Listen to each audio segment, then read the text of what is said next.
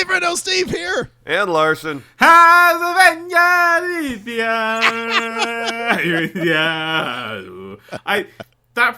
isn't the lyrics to that. There's a lion over there, or something like ridiculously. Is that what it is? I genuinely think that's it. That may be internet bullshit, but I don't care because it's funny. I think I'm the one person in the world who hasn't actually seen The Lion King all the way through. How have you not seen The Lion King all the way through?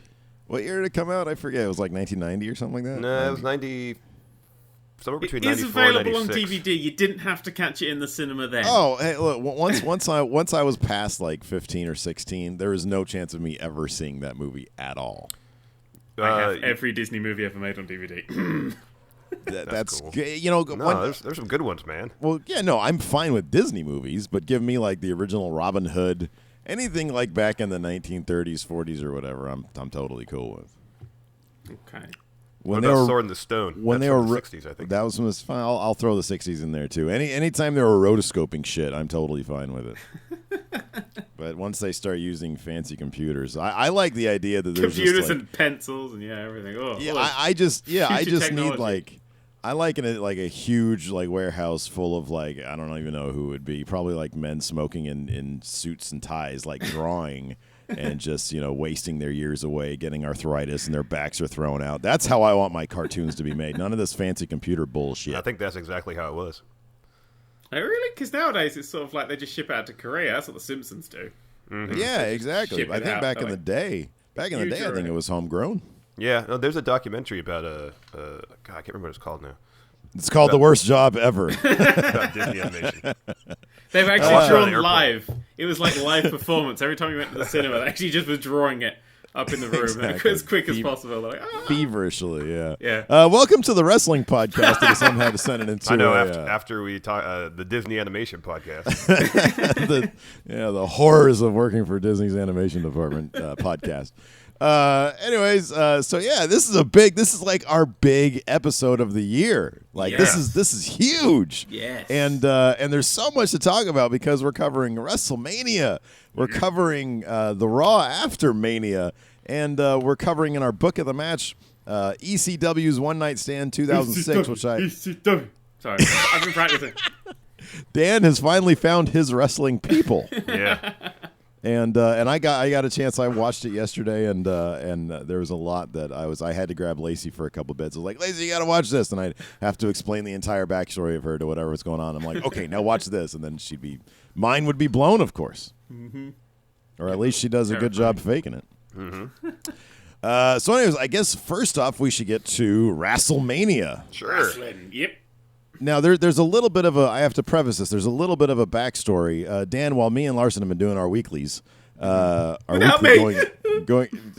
I know. Well, since we've kicked you out of our podcast 3 times a month. You kicked me out via the fact that I have to watch Raw every week. I know. I was like, there's no way Dan's going to go for this because it means he has to watch Raw every week, and nobody of the right mind would ever do that. Yeah. So anyways, but there was some, with Larson and I's job status sort of being tumultuous there for half a second. I was like, I don't know if I want to go to WrestleMania. I just want to hoard all my money in a cave. But you already paid for your ticket, though. But I know, but I had the opportunity for you to sell it and get me my money back. And then put the money in the cave. And then put my money in my cave.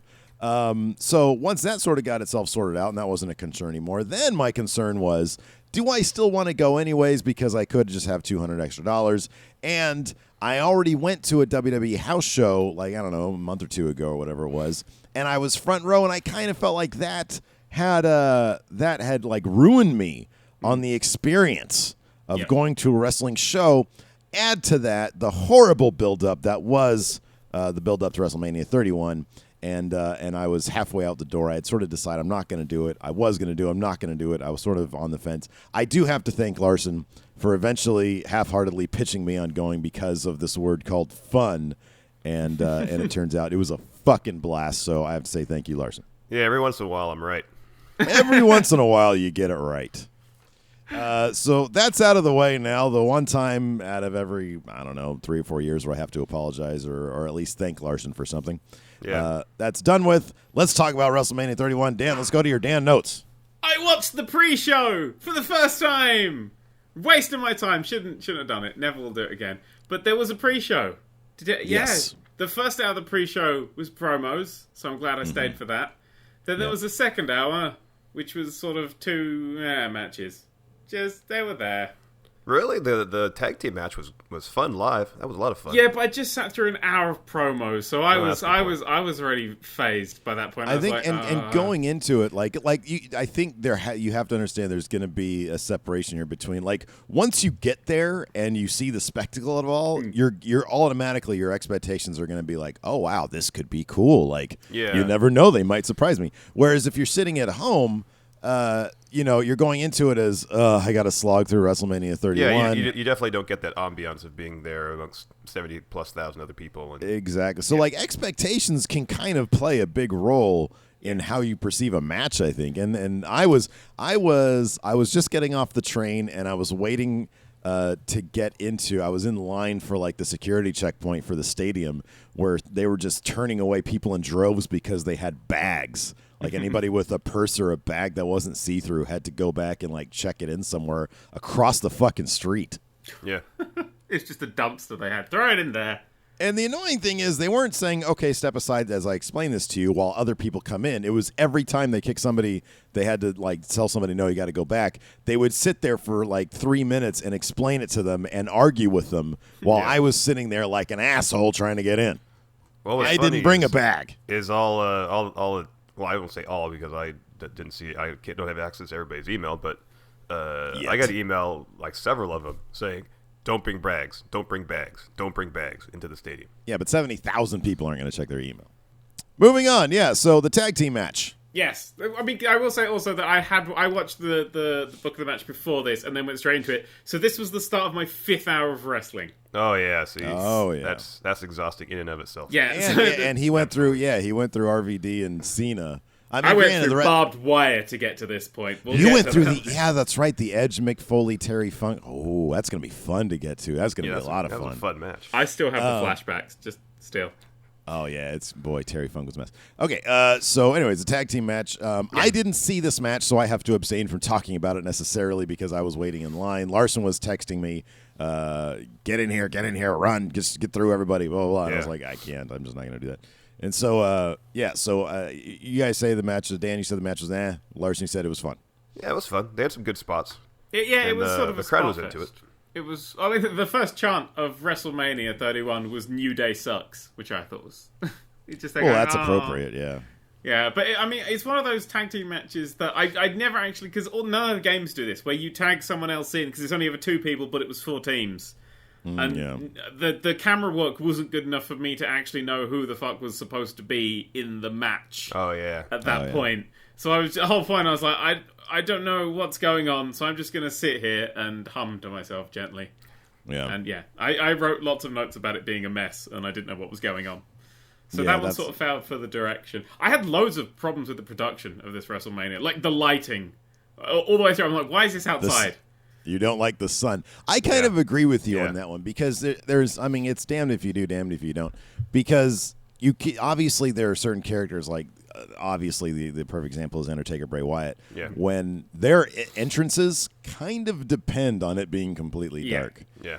When I'm just gonna skip ahead to Bray Wyatt. Like Bray Wyatt comes out and they have a really cool idea for that, where those zombie guys are walking behind him. Great idea. Yeah. Execution is terrible because, as you know, in any horror movie, if you have a monster type guy, if you show the monster type guy in the sunlight, it'll look ridiculous. Mm-hmm. Yeah. And that's the same kind of thing. If you had some cool, spotlight lighting on them or something like that, some backlighting on them, maybe, I don't know, those zombies would look really cool. Otherwise, it was just okay, those are indie wrestlers from the area, and they're dressed up as zombies, and it's kind of obvious. Yeah. Well, same thing with Sting, probably, too. His entrance might have benefited some from... Oh, absolutely. I have lots to say about Sting later. Lots to say about Sting. Okay, what about the Andre the Giant Battle Royal?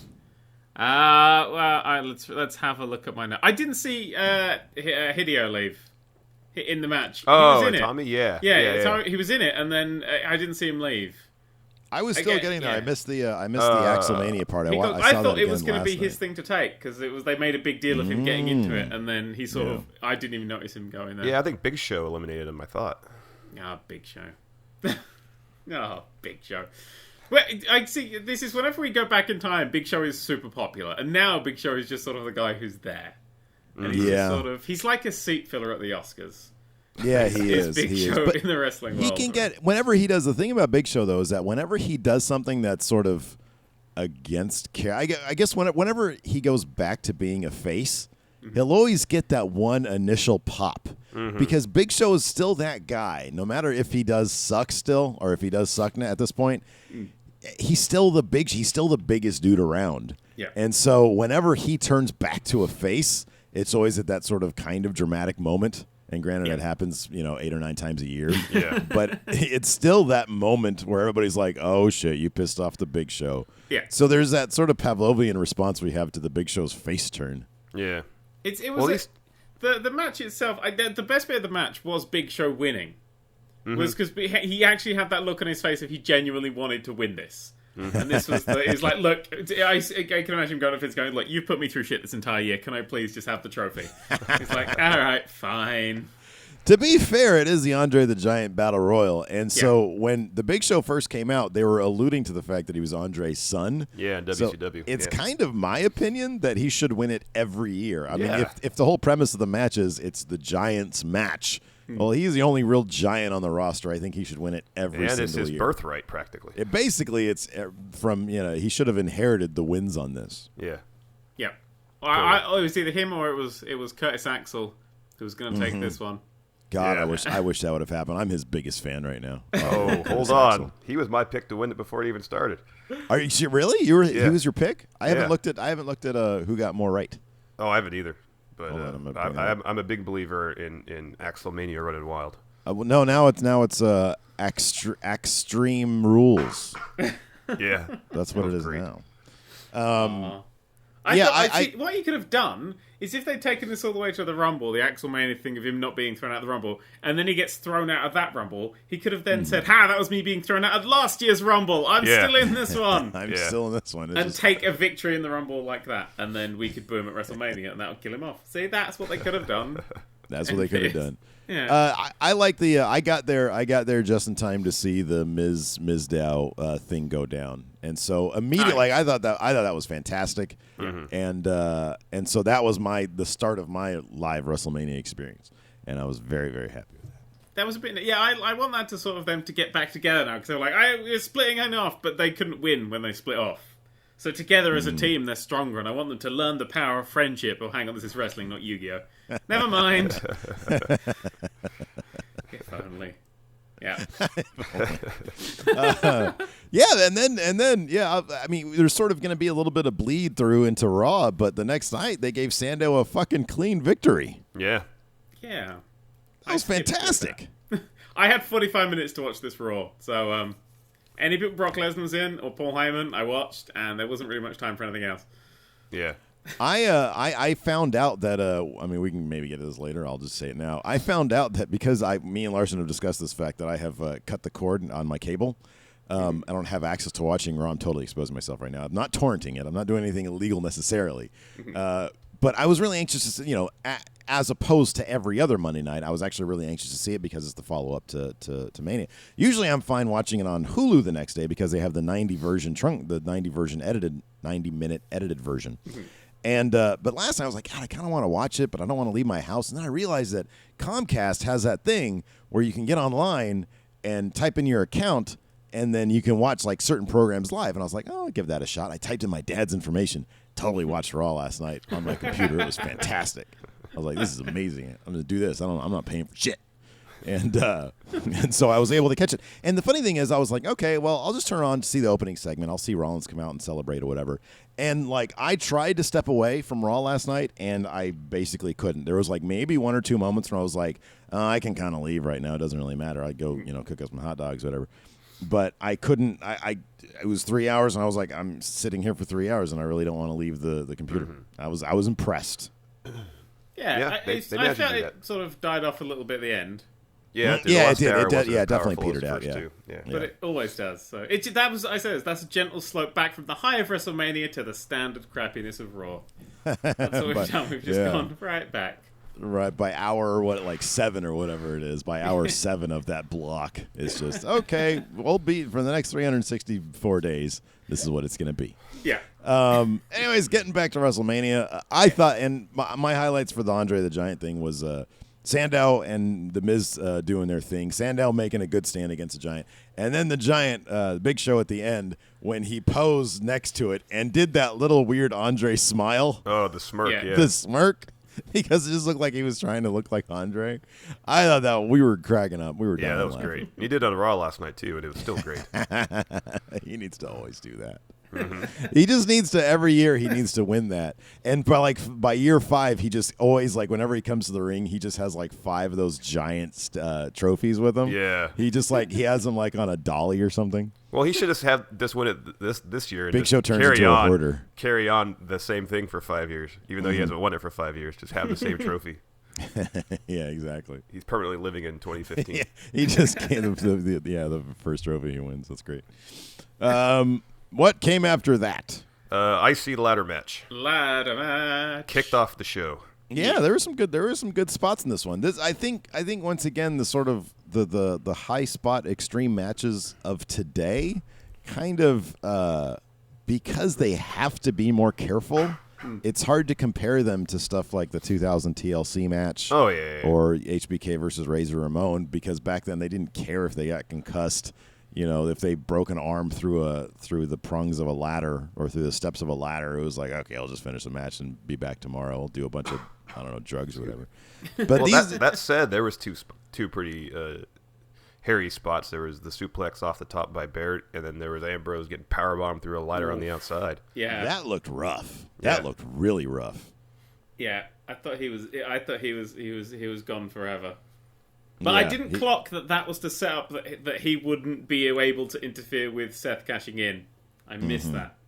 That's why they did it. That's why they took him out so hard, because his thing has always been to Seth of, I will stop you cashing in, and that was to take him out of that, which was clever, I thought, because I didn't clock that as what I wanted to happen. Yeah, I didn't even think about that, because it's been kind of a while, and like if there's one thing about being a WWE fan, it's like you have to have sort of a short memory. Yeah. So it makes you wonder like if the WWE had that in mind, or if it was just a happy coincidence. Because nobody's going to remember that Ambrose bugs Seth Rollins anymore. They were in a tag team? Oh, okay. I didn't know that, but yeah. They just recycled writers every week. That's all it is. You're probably right. You break into the writing room for WWE, and you go in there, and it's just fish. Just fish write it. They just have no memory. That'd be pretty weird.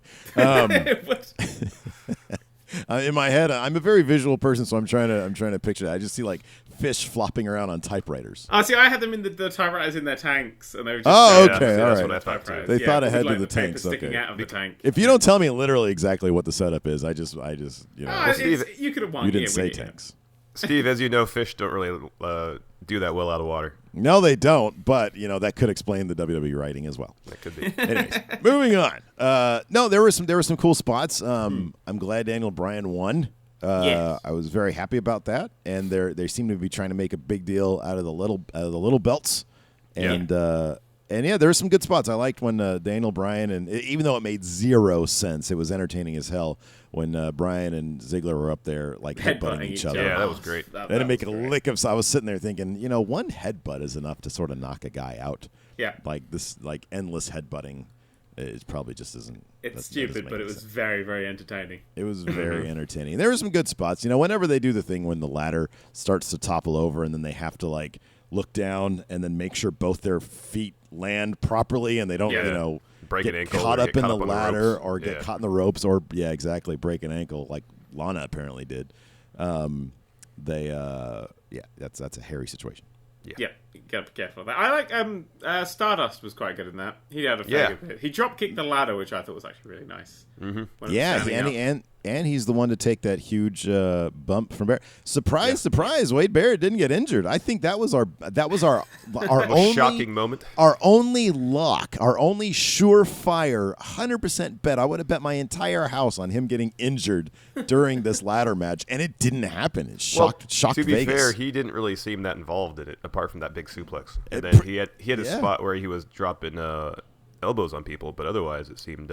He had to choose whether to try to win the battle or the war, and the war is permanent injury and never wrestling again for Wade Barrett, because that guy gets injured when you blow on him.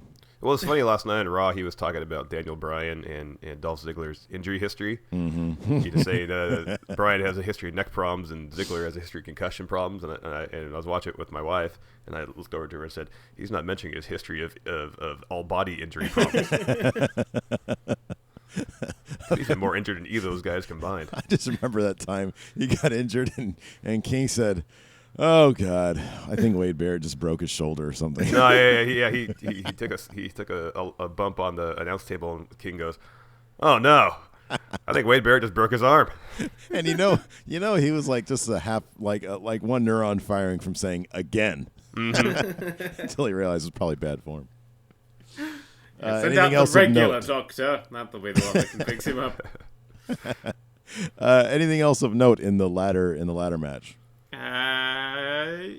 I always enjoy Daniel Bryan yesing with that whole crowd. He just has them in his hand. It was a blast being a part of that, understanding you're part of the Yes movement live. Yeah, yes. It is. I don't think I have not gotten to do that yet. It's impressive.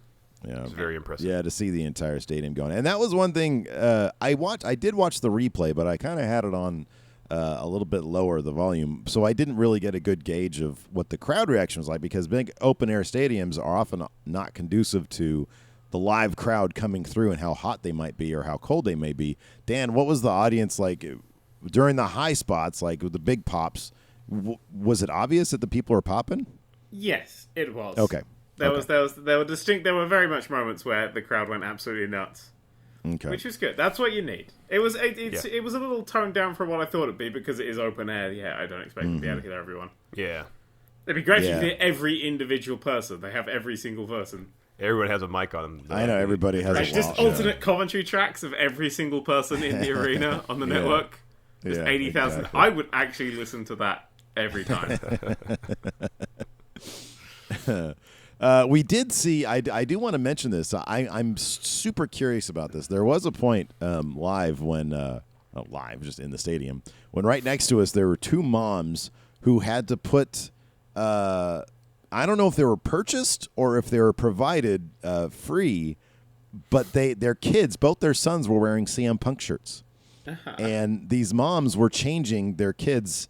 They were putting these other new, like the rest of WrestleMania 31 shirts over their kids, onto their kids, so that. And I didn't know, I don't know if they were stopped and said, "Hey, you can't do that," because I read that online and that's a possibility. But then later on, I saw a guy with a bright yellow GTS CM Punk shirt on, and he seemed okay. He didn't. I don't know. I mean, nobody was harassing him. So that whole thing, kind of, I want to know if that was a thing. If people are still being harassed for wearing CM Punk shirts. Yeah, I don't know. I think we should all go.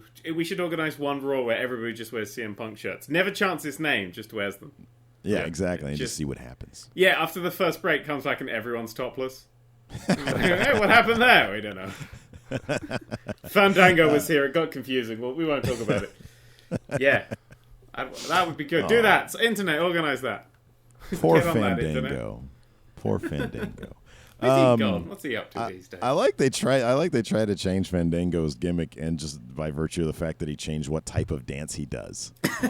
Yeah, I know. It was like, what was he like? First he was like a flamenco dancer, and then he was like a ballroom dancer. Yep. I think that's flipped. I think he was a ballroom dancer initially, and now he's a flamenco dancer. Okay. Coming soon, the line dancer. Yeah, that would. I think got him flamenco then. Oh fuck. No, I want a line. I want like a cowboy line dance, so like an urban cowboy type situation. That'd be great. Anyways, we're getting off topic. What was next? Seth versus Orton. Yeah. Solid match, awesome finish. Yeah, that finish was my highlight of all of the WrestleMania. That finish, we were literally I looked over at Larson and Hilton and was like, was that a glitch? What was that? That's exactly what I said as well. Yeah, you couldn't comprehend how he did it. I couldn't. I was like, how did that even happen? That's exactly what was my favorite part, because I saw it happen and my brain went, nope, that didn't happen. You didn't say that. Sometimes your brain goes, you didn't say that, and you have to look again. But I'm staring forwards, going, no, that's quite clearly what I saw. So I immediately clicked the 10 seconds back thing, and then watched it again. I was like, what? And I had like 3 or 4 times I was doing that. Like, I was there going, oh, I wonder if he won from that. Like, I had to go back and see that because that was the best thing. It was just nuts. He steps on his back while Orton is in the position for the curb stomp. I just have to talk through it. I have to talk through it. This is my therapy. Orton lifts him up with his neck. Rollins gets a good 10 feet of air. Yeah, probably closer to 6. He gets wrong. crazy air. Gets himself in a position for an RKO. Randy Orton somehow no-look RKO's him. Yeah. For the pin. Oh, that was just no, he looks. I've got the slow. I'm looking at the slow. Oh, he does. He does. Like in my head, he just sort of runs. He just goes. Well, in real time, it seems like that. Yeah. Not looking. The slow motion replay is absolutely nuts. That's. I've been watching this on a loop. This GIF that someone's done. Even to look up and understand where. I mean, granted, Rollins has like a giant, weird-looking neck. But even to look up and understand where the neck is and then coordinate your hands to get around it and get your body in that weird RKO position where his back is parallel to the ground and his knees are all up. To do that, it's brilliant. What's absolutely brilliant about it is the crowd don't react until 3 seconds after Seth's on the floor because they didn't get it. They didn't know what was going on. No idea. Because that's not something you expected to see. Yeah. I was like, okay, for sure, here's a curb stomp. And then it's like, wait, RKO out of... No way. That was everybody had to pick their jaw off the ground. Exactly. Even the ref, if you watch the ref just sort of takes a step back and his mouth opens. We're like, what? It's like we were just watching a live action version of one of those RKO out of nowhere gifs. Yeah, pretty much. Like some guy in the soccer field accidentally falls over and that's Orton coming down and getting him. Yeah, it's the one where the guy is trying to go down a handrail on a skateboard and get some air. That's what it was. That's exactly what it was. So that was definitely like at that point I was like, oh, this WrestleMania might be pretty good. Or no, I had pretty good feelings at that point. I was like, oh, that was fucking rad. That was really cool. Yeah. So that was cool, and it never crossed my mind. Even then, I had read a couple different. Tweets and internet speculation. It's or predictions rather. If Orton wins that match, then Rollins is probably going to cash in the main event. That didn't even cross my mind. I was like, oh wow, that was because that finish was just so mind blowing. I'm like, that's a finish that legitimately still makes Rollins look good. He still looked really good in the match, and this is maybe you're just giving Orton his respect. I just wasn't even thinking about it. So, that was pretty crazy. It was the best RKO ever. Yeah, it was. Absolutely. Then what happened? Then it was Triple H and Sting. Ugh. Now, boy, that was that quick, huh? Wow, okay. Yeah. This is match 3, and it was fan fiction. It was custom story making. Yeah, that's what it was. It was fan fiction. At the end where they sort of get towards, I'm like, if they kiss, this just happened somewhere else on the internet. So, but okay, right. So there's a slightly controversial thing I need to say. Yeah, and it's about Sting. I didn't really like Sting, and I'll explain why I didn't really like Sting. Is because up until this point, Sting has been awesome, and he has been this imposing, godlike figure. And then he came out in the sun, going woo, and running, and his hair got messy, and I was there going, "Oh, you were cool. What happened to you?" Sting has a hard time being cool these days. If you had the misfortune of watching any of his TNA run. Especially the Joker, his phase. Wannabe Joker phase. It's just he doesn't know how to stop himself. Well, he's also kind of an amalgam of old school. There's a lot of Sting going on there, where he's doing the shouting and beating on his chest, and then the Crow Sting was much more detached and much more cool and didn't really do as much of that stuff. And that's the Sting. I think we both agreed on that. That's the Sting we need to see. Yeah. That's the one that was sort of hinted at. That's the one that was coming back. Yeah, I mean, even his video package is that Sting, And it's like when he came back that time at SummerSlam. Was it Summer? No, it was Survivor Series. Survivor Series. He was in all black. He had the total Sting thing going on, and then he shows up on that Raw or whatever the next one was, and he's got that little red trim, and it's like, hold on, wait. No, we don't want the red trim. We don't want any of that. That just reminds me of when he was in the Wolfpack in those bad days. Yeah. We want total Crow immersive Sting. And then last night he comes out in that crushed velvet red mess. or 2 nights ago, whatever it is. And granted, it was still like, especially for like, for Larson and I, who remember 15 years ago, whatever it was, almost 20 years ago, Starrcade. Yeah, it was 20 Sting. years ago. Yeah. We remember that. And the Monday Night Wars, like to live through that and then to see the Monday Night Wars literally recreated in a match. See, but here's kind of my problem with that. Yeah. At no point was a Hollywood Hogan-led NWO group on the same side as Sting. Never. Oh, see, that does not matter. No, it does matter. It does no, matter. not at all. Not at all. It does matter because listen, I got to thinking about it, and that's like my lone problem with the match. That bugs me more than I've read the same thing. The problem with that is this is the reality era. Everybody knows, by virtue of the Monday Night War documentaries, everybody knows that this has nothing to do at this point with storylines, or I'm sorry, this has nothing to do with storylines. This has nothing to do with friendships. This is about business. And if you think that the NWO, like. No, the NWO's express mission was to in destroy the WCW. In the storyline, but this has nothing to do with that. Yes, it does. The storyline has come tumbling. The storyline storyline came tumbling down ages ago. The NWO needs Sting to win because WCW, as a corporation, for them to get paid, has to continue. Doesn't make any sense because that makes perfect sense. What do you mean? No, NWO sense? Was all about destroying WCW. In the storyline, that has come tumbling down. The walls are down. We're in the reality era. Everybody knows that it's fake. Everybody knows that it's a business. Yeah, but if everybody knows that it's fake and everybody knows it's a business, then by that logic, there's no way Hall and Nash should have been on Sting's side because everybody just the night before the whole clique was out for Nash's induction to the Hall of Fame. If you're telling the story of the Monday Night War in one match, you have WCW, which incorporates the NWO into it. See, this is what I was thinking. Have NWO come out and just whip the shit out of everybody. DX, Sting, everybody. No. And then you got to have Flair, you got to have Booker T, and you got to have DDP come out and help. I mean, that's just overboard. That's the Monday Night War in a match. That's just overboard. That's too much. I mean, that's too much. But yeah, if you want to get the Monday Night War literal match, with it, that's yes, how you do can. it. If you want to get literal with it, yes, you can do that. But no, I thought this was absolutely beautiful. I thought it's like, you know what? We went to war with this guy 20 years ago, and there's that respect there. So we see him getting his ass kicked. We're not going to let these guys kick his ass. That was our job back in the day. We're going to go out there and help him out because we have history with this guy. That's what that match was. No, I understand what it was. I'm just saying it could have been better. No way. We were actually marking out. We were marking out. No, left in the moment and it was right. great. But if you think about it, it doesn't really make a lick of sense.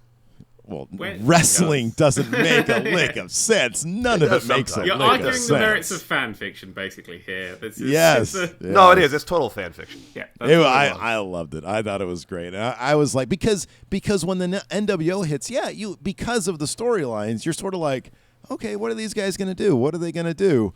But and they destroy. And then you see NWO face to face with DX, which you've never seen before, and that's cool. Fucking you can't argue the brilliant. Merits of that. Oh, that was brilliant. I loved it. And then, of course, deep down, you're like, oh my God, there's going to be so many blown out knees right now. Mm-hmm. And then Hogan takes that bump on his back, and I was convinced that he would never walk again. When Hall took his bump. Oh yeah, he acted like he tore his quad. No, that was Nash. Sorry, Nash. When he you're right though. When he took his bump, but then it's like Nash still wrestles from time to time. You see Nash, he's in good shape. Granted, his knees are probably awful, but he's dancing in Magic Mike.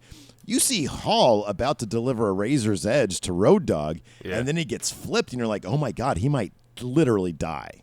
Yeah. Just turns to ash as he hits the floor. Like the mum entangled.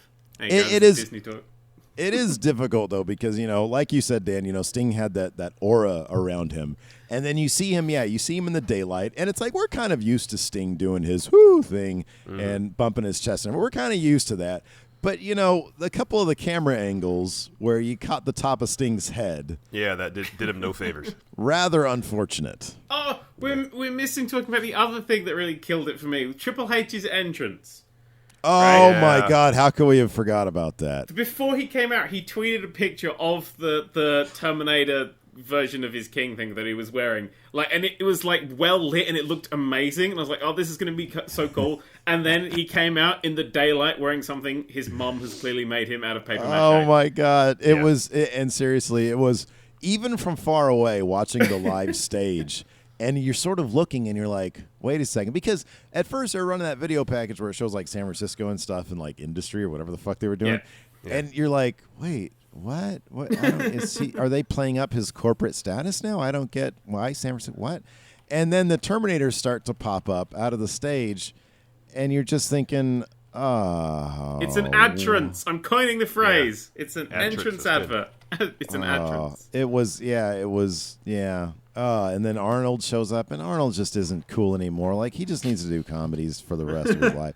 He's just not cool anymore because he can't say I'll be back and not smile. Yeah. Like, there's no menacing Arnold Terminator thing anymore. It's even in the commercials for Genesis. It's all, I'll be back. And he's got a big cheesy grin on his face. And you know it's probably bigger, and like his grin was probably bigger when they filmed it, and they just couldn't get him to stop it, so they had to like digitize a scowl on his face. That's speculation. What was even better though was the commentary, which you obviously couldn't hear, was going, "Oh, Sting looks super intimidating. That entrance was." They were just bigging up how super intimidating the entrance was, and I was just pissing myself laughing.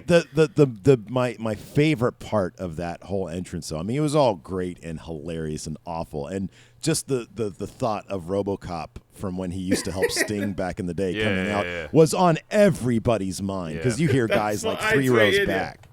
I know very little about WCW, and even I knew that was the thing. Exactly, yeah. Everybody knows the RoboCop thing. And so everybody's thinking about that. And then the greatest bit of that was the camera cuts to Sting, and that plays perfectly into what you just said about the live commentary, because the camera cuts to Sting with the most confused look on his face, and it's not even confused. It's, well, this was an interesting directorial choice. Yeah, I mean, probably having flashbacks to RoboCop. Because I knew, I knew that this was going to be a Terminator style thing, because this was mentioned before, and I thought what I thought would happen was you would have. Like, on the stage, they could have an animatronic thing, so it sets down and it builds a Terminator. So it actually, sort of builds a Terminator on stage, and then, like, a thing seals it shut, whatever, and then when it opens, it's Triple H. And so they go, like, Triple H is a fucking Terminator, and then he will walk out, and that would look really fucking cool. And what they did wasn't that. Not. They had some very, like... Hire me for your entrances in the future.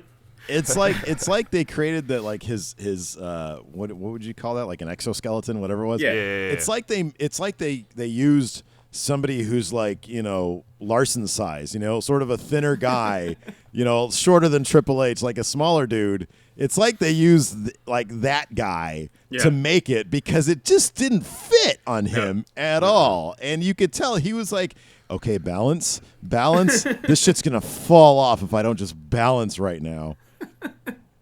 It was weird because at the beginning they had the exoskeleton like he was Terminator, and then at the end he was carrying around Terminator I didn't get the story like he was Terminator Hunter. I didn't understand the story there either, because was he the Terminator or was Sting the Terminator? Was he some sort of an advanced Terminator that, you know, was sent to collect all the faulty Terminators? He's the recycle bin for Terminators. That's what he is. There you go. As far as see, it should have just built him as a Terminator. I thought that could have been cool. And they could have added some like red to his eyes in the post as it goes onto the TVs, and be like, "Oh my god, that's so cool!" But no, they put him in a fucking paper mache metal crown thing. That was and the video package didn't help either, because it was like they had the reticle thing where it was like scanning the audience, searching the audience, and I remember distinctly. I could be wrong about this, but I thought I remember. Like, a lot of the pictures that they were showing of the roster were, like, kind of oldish, and so you had, like, Cody in there instead of Stardust. I could be wrong about that, but in my head, it's that stupid, and so maybe I'm just making it more... In the 80s, that would have been an amazing entrance. Yes, absolutely. But the look on Sting's face, not even really confused, just like he didn't know that this is, like, maybe he heard, they're going to do like a Terminator integration with his entrance, and Sting, and this was just Sting judging it like, oh, okay, well, I probably would have gone in a different direction, but this is good. You've got it on the commentary on top of that. You've got them going, look how Sting is. That's the most intimidating entrance ever, with Sting's utterly confused face of. Maybe he was hearing the commentary too, saying intimidated. No, not so much. Intrigued, maybe. You know? Where can I get one of these Terminators? I wonder. That's what he's thinking. Maybe Triple H will lend me one of these Terminators I can put in my house and impress my kids. Yeah, I'll put it next to my RoboCop statue. He just wants to play with them. Wouldn't it be great if like all the like super guys from the 80s just came like, so you got RoboCop in there, you got Turtles, and then there's just Judge Dredd just piles in as well. It just all of them. It's like, it would have been great. It's like all of a sudden it's like a Mortal Kombat DLC. Yeah, you cut the stage and there's Arnold just battling with Bruce Willis. Fucking, there's John McClane. That would have been. I would have. Yeah. It turns into like one of those Disney live shows that you get, like, but they're all on ice skates. It's like action film on ice. And there'll be a T-Rex in Jurassic Park. It would have been the best thing. They could have done the Jurassic Park. That would have been so much cooler because we have. For the live Jurassic Park shows, they have full-size T-Rexes that they're animatronic. Yeah. There is a fellow. One of those down the ramp towards Sting. There's a guy in New Japan Pro Wrestling. I saw this randomly because I don't really watch any wrestling besides the WWE or NXT. But there's a dude in New Japan. They have these super elaborate entrances. Like they just go all out crazy, and they're hilarious. There's one guy who does come out, and he's flanked by a T-Rex, by one of those T-Rexes you're talking about, and that's what I think. You're right. I think that deserved that. That guy should never lose because if he has a T-Rex by his side, that's you would think. Victory. I know exactly. That's like the ultimate run-in partner right there. Well, biting isn't DQ, is it? No, I wouldn't think so. The T-Rex eats it. If you eat someone, is it DQ? We'll have to look that one up. Well, if it is, you just eat the referee. Mm-hmm. Yeah, exactly. It's hard to call DQ when you're being digested. Yep. Yeah, I don't know. I thought it was our storyline squibbles and logic aside. This was a mark-out fest, and it was definitely it was a fun moment. It was just a lot of fun. Yeah. It was a nostalgia fest. We're sort of if you want to thematically call it the Monday Night War, then it made sense for Triple H to win. We were both kind of disappointed that Sting didn't win, though, because it just made more sense. It's like... To kind of validate his appearance, it seemed like Sting should have won. You would have thought, yeah, exactly. But I don't know. It depends, I guess, what they do with him in the future. Cause did you see the interview with Sting? I only read what was posted, and that he said something like because it was after the East Coast feed. The network didn't have that. I think they only do that after the West Coast feed. Well, that's interesting. Yeah, maybe they do. Maybe they do that. Well, no, because I read about what happened. I read about what happened on it while I was still watching Raw. No, so did I. I'm saying that maybe for the East Coast, the network they're able. Oh, different. Yeah. For the East Coast, they can do that. But yeah, I didn't because I turned it on to see Sting do his thing, and I wasn't going to wait up to like 11 o'clock or whatever to watch. But. Yeah, I don't know. I mean, I guess next year maybe he's going to fight the Undertaker. Is that what? I think that's what people want. I just read that he said, whatever opportunities WWE throws at me, I'm going to grab them. Yeah. So I don't know. Who knows what that means? Yeah. What was next? The little mini concert. AKA snack break for us. Oh yeah, yeah. We went up to get food at that point. I didn't want to sit there. It's a legendary drummer, Travis Barker. I'm like, I know I'm kind of old, and I know Blink-182 is hot. Were you expecting John Bonham to show up or something? Phil Collins. I was hoping for Keith Moon, to be honest with you. Yeah. Oh, Phil Collins would have been good. Phil Collins would have been great, especially that Terminator entrance. That'd have been great. Yeah. He's just there. I don't care anymore. Exactly. Oh man! But this is what was funny. We were waiting in line to get some snacks during the concert, and then Paige's theme kicks in, and Steve literally goes, "Oh man!" Yeah, I know. I was. And really I go to him. I say, "What do you want?" Yeah. You want a popcorn? I think I probably owe you like $15 that popcorn too. It was only $7.50. Nice. I owe you $7.50. I'll welch on that one. Yeah. Paige came out. Yeah, they let them wrestle. I mean, it was difficult to really get into because it was white and so was Paige. I had to change the contrast to be able to see her. Yeah, I know exactly. It's bright light. I'm like, down a little bit on she? that one. She's somewhere in there. Sorry. Yeah, it was. They let them wrestle. They let them go a little bit longer than they usually do, and the ladies took advantage. I thought they did some spots that were fun. It was just difficult, like especially after the NWO fanfic contest. Yeah. To really get into it all that much. So, but they did. I mean, I think the Paige and AJ won, and that was kind of what we predicted was going to happen. Yeah, you did. I calculated or when it added up our predictions and who got more right. If you want to know, or you want to wait till later. I'm going to say I did. Incorrect. Really? Yeah, I got 5 right. You got 4. Oh yeah, Dan may have won. I I know. I meant to get on Twitter and be like, Dan, what are your picks so we can add them I in did. here. I played 2K, whatever year it is now, 15. Mm-hmm. I actually played some of that with Blackery, and we did. Who are we doing the heist with? And we did like all the cards that I could remember. And we did. We tried to just play it and see who would win. And with the crappy internet connection, it means you can't kick out. So anybody who pinned anybody else was sort of the end of the game. So Triple H Sting was a squash match, but I did add in Seth Rollins coming in at the end and pinning Roman Reigns. Look at you! Yeah. My goodness gracious! I got Brian winning. I think that's literally all I got right. But Rusev was a squash match as well. I just went all out with Rusev. I was like, no, I'm winning this with Rusev because I know this won't happen in the actual thing. Did you have Rusev coming out on a tank? Did that happen? No, but that was amazing. That was amazing. The highlight of WrestleMania for me. It really was. Larson, going back to the picks, what did we? You want to see when we go match by match? Yeah. Real quick, like. All right. Hang on, wait. I'll load up my thing and see what I got as well. Okay. Yes. Yeah. I'll just go through the thing. Let me know when you're ready. Yeah. I actually have to do this through a video, so I'll be a little. Oh, delayed, okay. so you can read it. Gotcha. The tag match, we both had Cesaro and Kid. Okay. Yeah. So we're both right about that. Okay, I Andre never did the tag match. Good, and I didn't do the Battle Royale because that was hard. Okay. Steve, you picked Ryback to win the Battle Royal. Okay. Yeah. And I picked Axelmania. Okay. So both wrong there. Okay. Orton versus Rollins. We both picked Rollins. We did. Okay. Yeah. I got Rollins as well. Yeah, he won on mine. The IC ladder match. We both picked Daniel Bryan. Okay. I got Daniel Bryan as well. Yeah. All right. Cena versus Rusev. You picked Rusev. I did? And I picked Cena. Yeah, I picked Rusev? That's what I have here.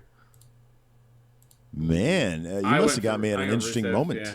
You must have got me at an interesting moment because I thought that once I read that they had planned on getting Cena and Bryan the belts, I was kind of firmly into Cena winning that. Yeah, that's interesting. Yeah. Undertaker, Wyatt. We both have Undertaker. Okay, yeah. Hang on, I can't remember who won that one. Actually, that went on forever. Entertaining podcast. Oh, hang on. Oh, goddamn. If YouTube would load any faster, I think Undertaker took that for me. Yeah, Undertaker. I got Undertaker. Okay. Paige and AJ versus the Bellas. You picked Paige and AJ. I picked the Bellas. So we're a wash right now. Yeah. Okay. Okay, so I didn't have Paige, so we had to build a man that was really pale. And then I couldn't use the Bellas, so I used the Usos. You built a man who was really pale. Yeah, because Paige's DLC, we didn't have the DLC. So what we had was, we had CM Punk, very Gilly, and we had Paige as a man who was pale with long grey hair versus the Usos, who were like the stand-in for the Bellas. And the Bellas won by DQ. They won via DQ. Nice. Triple H versus Sting. We both had Sting. Oh, okay. So still a wash. We're still at a wash. And so the main event, you had Reigns. You had Rollins? Yeah. Nice. Good job. Rollins cashes in. 2% chance it happens. 2% chance it 2% happens. chance. All right. So you win by 2%. Good job. I can't find my Triple H Sting match on this video. Because I really remember it didn't last long at all. I'll get there eventually. You can carry on talking. I'll jump in a second. Yeah. Just hop in like when we're already talking about Raw. Yeah. All right, so what happened after the ladies? Oh, Stang won. Stang won. Yeah, Stang. Sting won? Not Okay, Sting, right. Stang, because I had to make him. Stang. So he had a white face and a few lines. Stang. Stang was After the ladies was Rusev and his tank against John Cena. Oh, dude. The Rusev's entrance was a thing of beauty. Full on Lana with the soldiers behind her, and then Rusev In a fucking tank. on mounting a tank With his starter jacket. Oh, I thought that was just absolutely brilliant. I nearly moved to Russia. It was so good. That's the levels we're talking at here. I am definitely a Soviet patriot at this point. Absolutely. That was Yeah, and beautiful. then you compare it to like Cena's entrance. And Cena just had some people like, yeah, America's good. Yeah, but he's got tank. Yeah, but we're good. Tank. You know, Cena's entrances used to be a thing of they used to be fun, you know? They used to be a lot of fun. And now he is just the most phoning it in guy that the WWE has. America. So yeah, and the match, if I'm not mistaken, the match was kind of a stinker.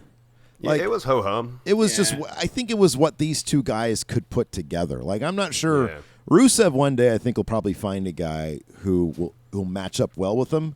Yeah. I just don't think Cena's that guy. Like Cena can have decent matches with certain people. Oh, yeah, the match with Ambrose last night was really good. Yeah, the match with Ambrose was really good last night. There were some good spots in it. I like the flying headbutt from Rusev. I like Cena's stunner off the second rope. Yeah, I sort of look back. Thing. I sort of had to look back on that one and say, what just happened there? Was that like a stunner thing? Yeah, live it didn't play very well. Live it did not play well. Oh, it looked great on the network. There we go. All right. And then so I was just sort of I'm happy. Look, I think my pick aside, I always thought it was a good idea to give Cena the U.S. title because that belt is just it's nothing.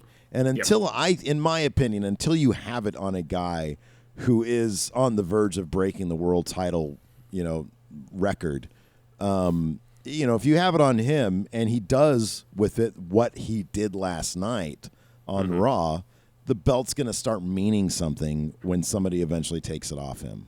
Yep. Like when they start making it about the belt, and obviously Cena's doing his best to make it about the belt, it's going to start meaning something. And that's good. That's what you need. Yeah. Yeah. That's with Daniel, the other belt as well. With Brian and the other belt. Absolutely, Oh, his match with Ziggler last night was fantastic. Yeah, but his match with Ziggler always. They're like two of my favorites for that reason. If you put them in the ring, I'm like, all right, I'm going to watch this. Yeah, I'll watch this actual wrestling. They should have them open Raw every week. Yeah. I would not be disappointed. I would watch Raw every week. That's how you get me on the podcast. There you go. We have to find a way to make it look like they're opening every single week. Let's see how we can fool Dan into believing that. I don't know. I thought it was good. I thought it was okay. It was okay. It was okay. It was all right. Yeah, it was all right. We sort of knew the outcome, really, for that one. Yeah. It's one of the few we actually genuinely knew what the outcome was going to be. Yeah. I'm surprised I'm bummed out with myself of a week ago. Maybe I just noted it incorrectly. That's possible. We have to go back and listen to last week's show. No, because every once in a while I'll say something stupid.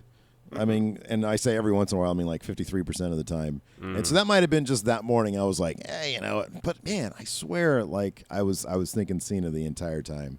Because I thought you were thinking Rusev the entire time. Yeah, I was. That's why when I saw that I was kind of taken aback. So it's entirely possible. Well, I'm fine losing. That's okay because you convinced me to go WrestleMania, so I'll give you. And also, I should get double points for picking the cash-in correctly. Yeah, I got the cash-in as well. I get my double points. You get no double points. No, Dan gets double points too. If I do, Dan does.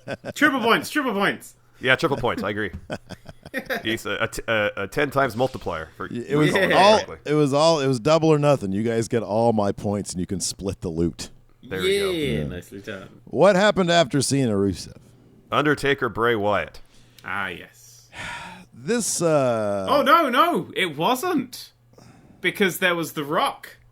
Oh, sorry. Yeah, The Rock came out and spoke for 8 hours about nothing. Yeah, that was the WWE waiting for the Sunday to go It down. really was. Yeah, Vince was doing some sort of ritual in his office. Please go away. Now we saw Ronda come down.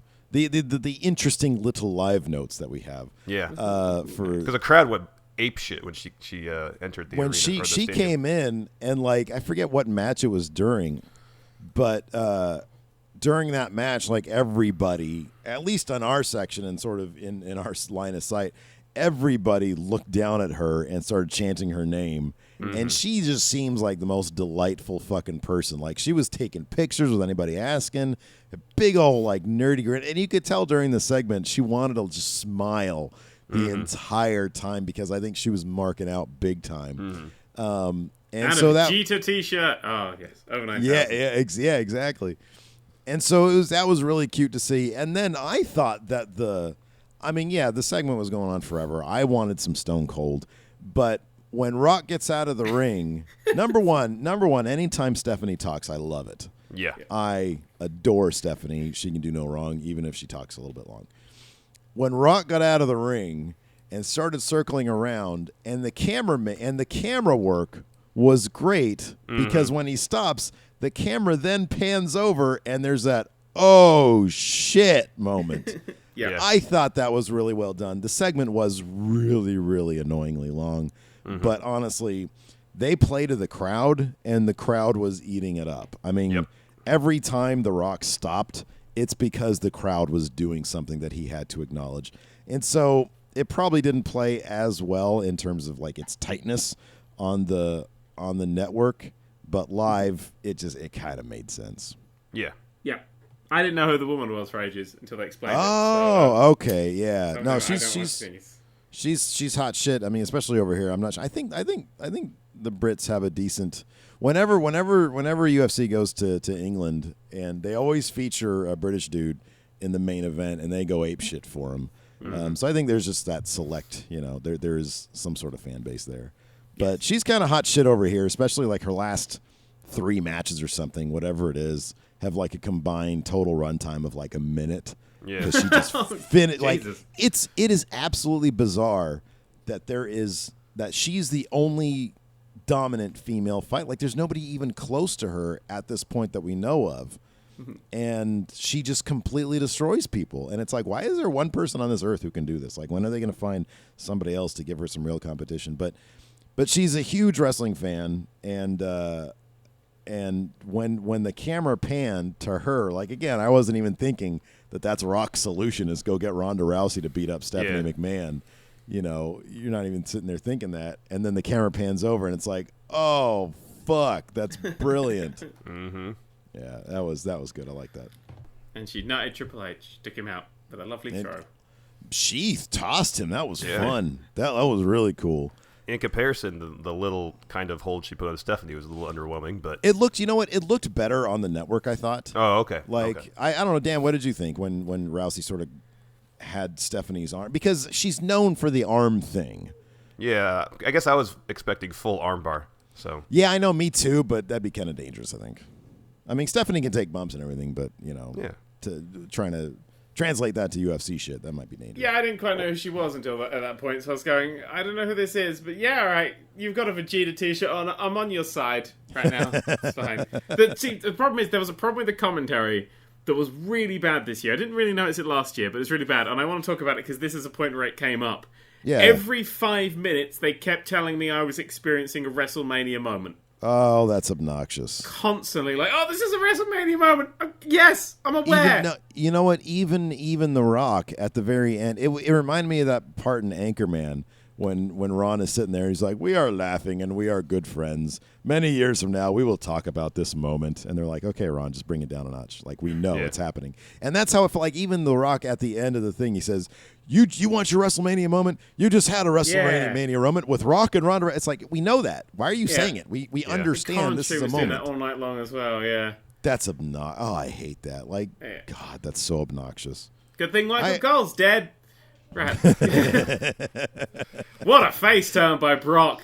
Oh gosh, that is how you face turn. You kill an innocent cameraman for the fucking zoomy in outy directing. You kill off Michael Cole. Yeah. So good. Michael, we'll talk about that. We have a lot. Yeah, we have a lot to talk about because we're in hour 2 right now. No, we're at 50. We're at 58 minutes right now. Yeah. So, anyways, so that segment was fun. What was next? Then was Undertaker Bray. Yeah, again, the entrances left a little to be desired because it was still light out. It was like it was like a picnic day. It was a lovely day, I will say. It was a lovely day outside. Awesome. And we had the fortune, again, all props to Larson, whether he knew it or not. Oh, I knew it. I doubt it. No, I knew it. Dude, if you look at the bowl, if you look at the entirety of the bowl, we were such a small sliver of shadow. I can't believe that you knew we were going to be I knew what side of the stadium, because the stadium where this is at is notorious for the east side of it getting pounded with sunlight and is apparently really hot. And I knew this when I was buying tickets. So I was going through selecting tickets and trying to get stuff that was on the west side of the stadium that I'd heard didn't get as much sunlight. All right. Well, I'll give you props. I don't know about that. I'll give you props. They should just put a lid on the stadium. That's what they just have a roof. Just put a canvas over it, and it would have been fine. Exactly. Undertaker's entrance was just he came out. There wasn't any like fancy fun stuff. He wasn't in special spiky gear or anything. It was just like, I'm here. I'm the Undertaker. It seemed like the pyro, like the flame thrower things behind him, kicked in late. Yeah, when he sort of got to the ring, there was very little else. The only thing we did have was as the camera was panning to the smoke for your first look of the Undertaker, a dude just runs past, like one of the backstage guys. And you immediately know he's been shot and killed as soon as he went off stage. That's his WrestleMania moment. It's being fired during the Undertaker match. I don't know. I mean, the Undertaker. This was a match because it was the Undertaker. There were some good theatrical bits towards the end. I think everybody knows that when Bray did his spider walk thing, and then the Undertaker sat up next to him. That was a great little mark out moment. That was fun. That was good theatrics. I think it was on Twitter. Someone described that as Bray looked like a puppy who'd known he'd done something wrong. Yeah, I love that because that's exactly what he looked like. Yeah, that is great. His acting, his emotions sort of carried it because whenever they would cut to him, he would have a perfect look on his face for that moment. Bray's fantastic at that. That's his, Bray. He is all in all the time, and that's fantastic. Obviously, Undertaker went to his classic move early. He went to the old school when he gets up on the ropes and does his thing. He went to that pretty early, and that was fun. It was an Undertaker match. You're not going to have Undertaker from 3 years ago when he took on Triple H. Yeah, it seems like he's limited physically in what he can do, and apparently Wyatt hurt himself earlier in the day. He sprained his ankle. Apparently he sprained his ankle. Yeah. Yeah, so I don't know if that limited him in any way. It didn't really seem like it at the time. Yeah, but you never know. Yeah. It sort of felt a little off because there isn't a streak to contend. There wasn't I didn't really get the excitement in because there wasn't that, because normally it's the streak. You don't think it's going to happen, but there's that little bit in your brain that says maybe. But now it's sort of I don't care who wins this match. I just kind of want to There doesn't. I mean that was kind of my problem with the buildup is that and Bray, in my opinion, is obviously he's the best talker on the roster. It's like even he couldn't, in my opinion, like the way I felt, he couldn't manage to create stakes. Nothing was on the line. He talks about Undertaker's legacy, but if Undertaker lost, it just would have been, oh well, he lost last year. That's It would have been weird as opposed to shocking. It'd have been like, oh, that's weird. What's the point of that? It kind of felt like the audience as a whole kind of felt that, and everybody's just sitting because there wasn't a whole lot of reaction. The audience was dead until the end. Yeah, and I think everybody was just pretty much sitting around waiting for the Undertaker to win. Yeah, because we all kind of knew that was. I think the audience was waiting around for a moment because the wrestling obviously wasn't going to be good. Undertaker looked good. I was happy about that. Yeah, he did. He looked really good. He looked healthy. Then the match started. He looked like he was in pain most of the time. Well, he looked like he was tired. He looked like he got worn out really easily. Yeah. He's 108 years old at this point. That would do it. That probably would do it. There is still a mystique of seeing the Undertaker in the ring. He still has. There is still that wonderfulness. Yeah, absolutely. Yeah, he doesn't look like one of those super old, washed out guys who gets in the ring and it's just like, he looked like he could kick the shit out of someone, just a little slower. Yeah, exactly. Takes him a little bit longer. Yeah. But and then of course Undertaker won, and it made sense. It was fine. We'll see him next year, hopefully against Sting. Yep. Maybe he'll do a bit more for the build-up. Yeah, that would be interesting. I mean, one thing we didn't really talk about much in the Sting Triple H thing was Sting looked good. Compared to final years, I think in TNA, like the few times that I saw him. When he was wrestling in T-shirts. Hell, even in the last Nitro episode, he was wrestling in a T-shirt, I think. No, he looked like he was in good shape. He was moving well. He was in good shape. It's just his hair is unfortunate, But and he kept going, woo! And it was making me want to hit him. That woo thing always confused me because it's like everybody knows that's Ric Flair's thing, even though Sting has been doing it for a very long time also. Like that's always Ric Flair's thing. Like why are you doing that, Sting? Again, even I know that's Ric Flair's thing. Exactly.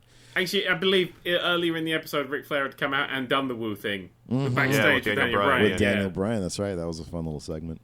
To cement. And although Ricky Steamboat has the worst Macho Man impression I've ever heard in my life. Well, he says "whoa yeah." Yeah, he says just like Macho Man would say "whoa yeah." No, that's exactly not what Macho Man says. Like, you should try. Like, you've had some classic matches with him. You should know what he sounds like. Anyways, and then did we have the main event? Yep. Yes, we did. Once the Undertaker Bray finished, like as soon as the 3 count happened, I got up to go get myself some merchandise because I knew there'd be like at least 20 minutes between the end of that match, everybody getting out, and then the promo packages, main event starting. But there wasn't. There was maybe like 8 minutes of stuff. Yeah, it was about 12. I counted it. I actually did count it as it was going because this promo started with 30 minutes because I was counting down to the end of the show because I was like, this is going to be a short as shit match.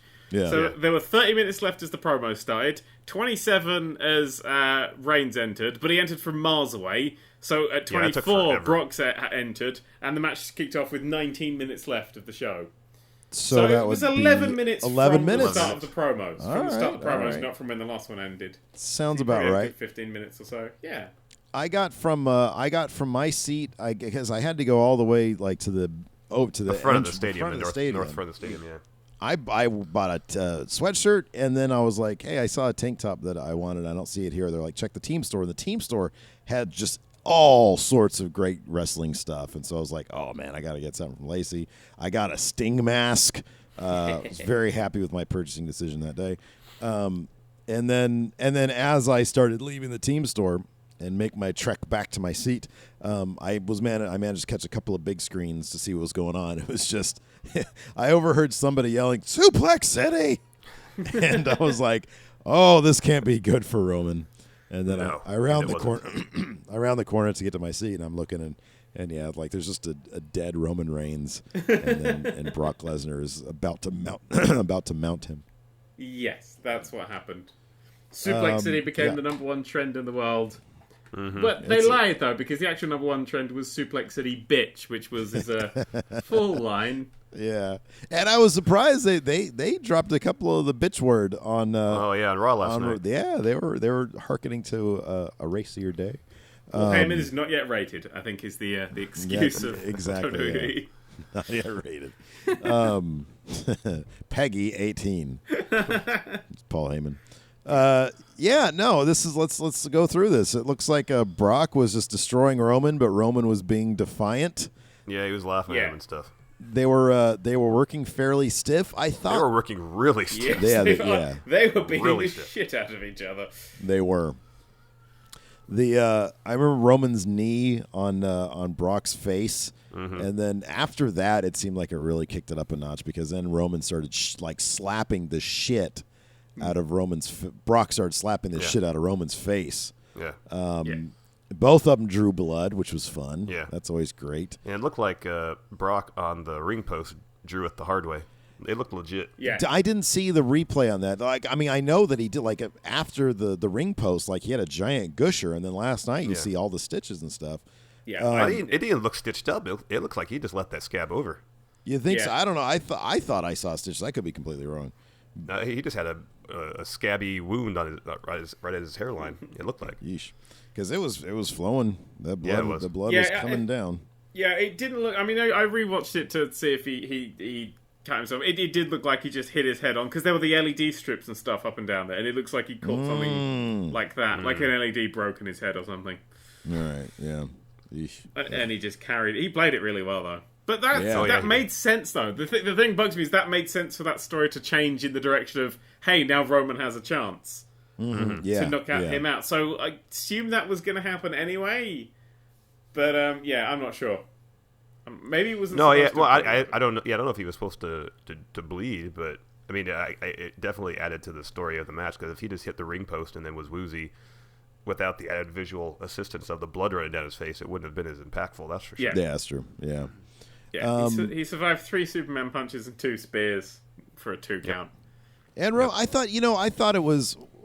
We've always had the sort of. I've always had at least the believability thing. It's Roman Reigns and it's Brock Lesnar. Roman hasn't had dick all experience in the fucking ring, and so how the hell is this guy supposed to beat? But at least towards the beginning, I was kind of into it. I was okay with where they were going. Brock was beating the crap out of him. Roman was sort of laughing it off. I was okay with that. I was fine with where they were going.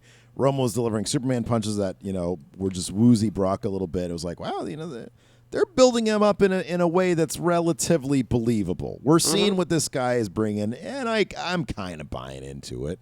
And then, of course, I came all over Levi Stadium because that's one thing that I'll say. I mentioned this to Larson earlier, but when you're there live, the run-ins, and I noticed this with Triple H and Sting, because when the DX music hit, it hit so hard in the arena, and you can't help, because the screen is so massive.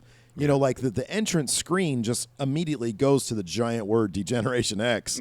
And the music hits so loud.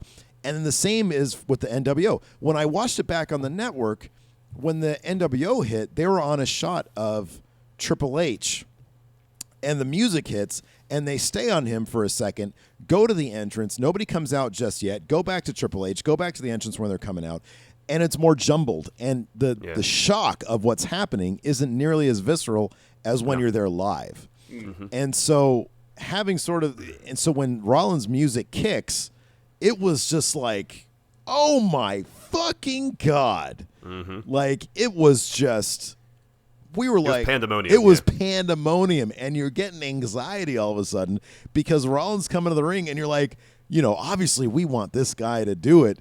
And can it, like, it was just, you got it. Whenever someone turns into the briefcase, there's always like this clusterfuck of about, I don't know, it seems like an eternity. It seems but like it's an probably eternity, 30 seconds. It should see obvious. He gives the briefcase to the ref rings the bell. It should take 10 seconds, but it always seems like it takes an eternity. Because they have to announce it as well, Yeah, and for the ref to understand what's going on, go to Lillian Garcia, have her announce it, and you're just like, do it. Yeah, hurry up. What are you doing? They're prone. Yeah. They're prone. They're hurt right now. Do it.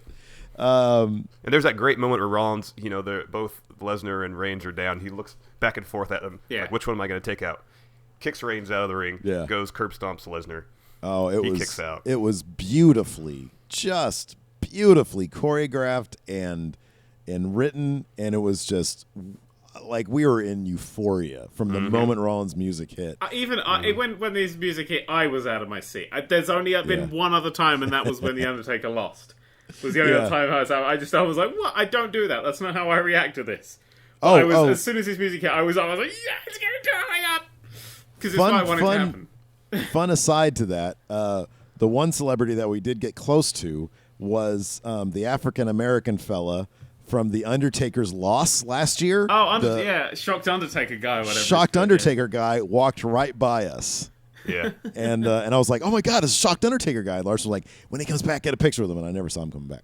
But anyways, so we had our little celebrity sighting there. But yeah, getting back to it. We were absolutely in most of the arena too. Like, it was funny because I overheard, you know, people chatting while we were leaving the stadium. You know, one girl I overheard was saying, "You told me Reigns was certainly going to win, and he didn't win, and I'm bummed out about this." And I'm like, "Oh, you suck." When I was coming back, the great thing is when I was coming back from getting the merchandise, I was hurrying to my seat, and I saw one couple leaving, and the guy was saying, "Oh, I can just watch this on the network later on," and I was like, "You fucking idiot." Wow. That's fucking bad idea. Idiot. Did he just want to beat traffic or something? Yeah, he just wanted to beat traffic.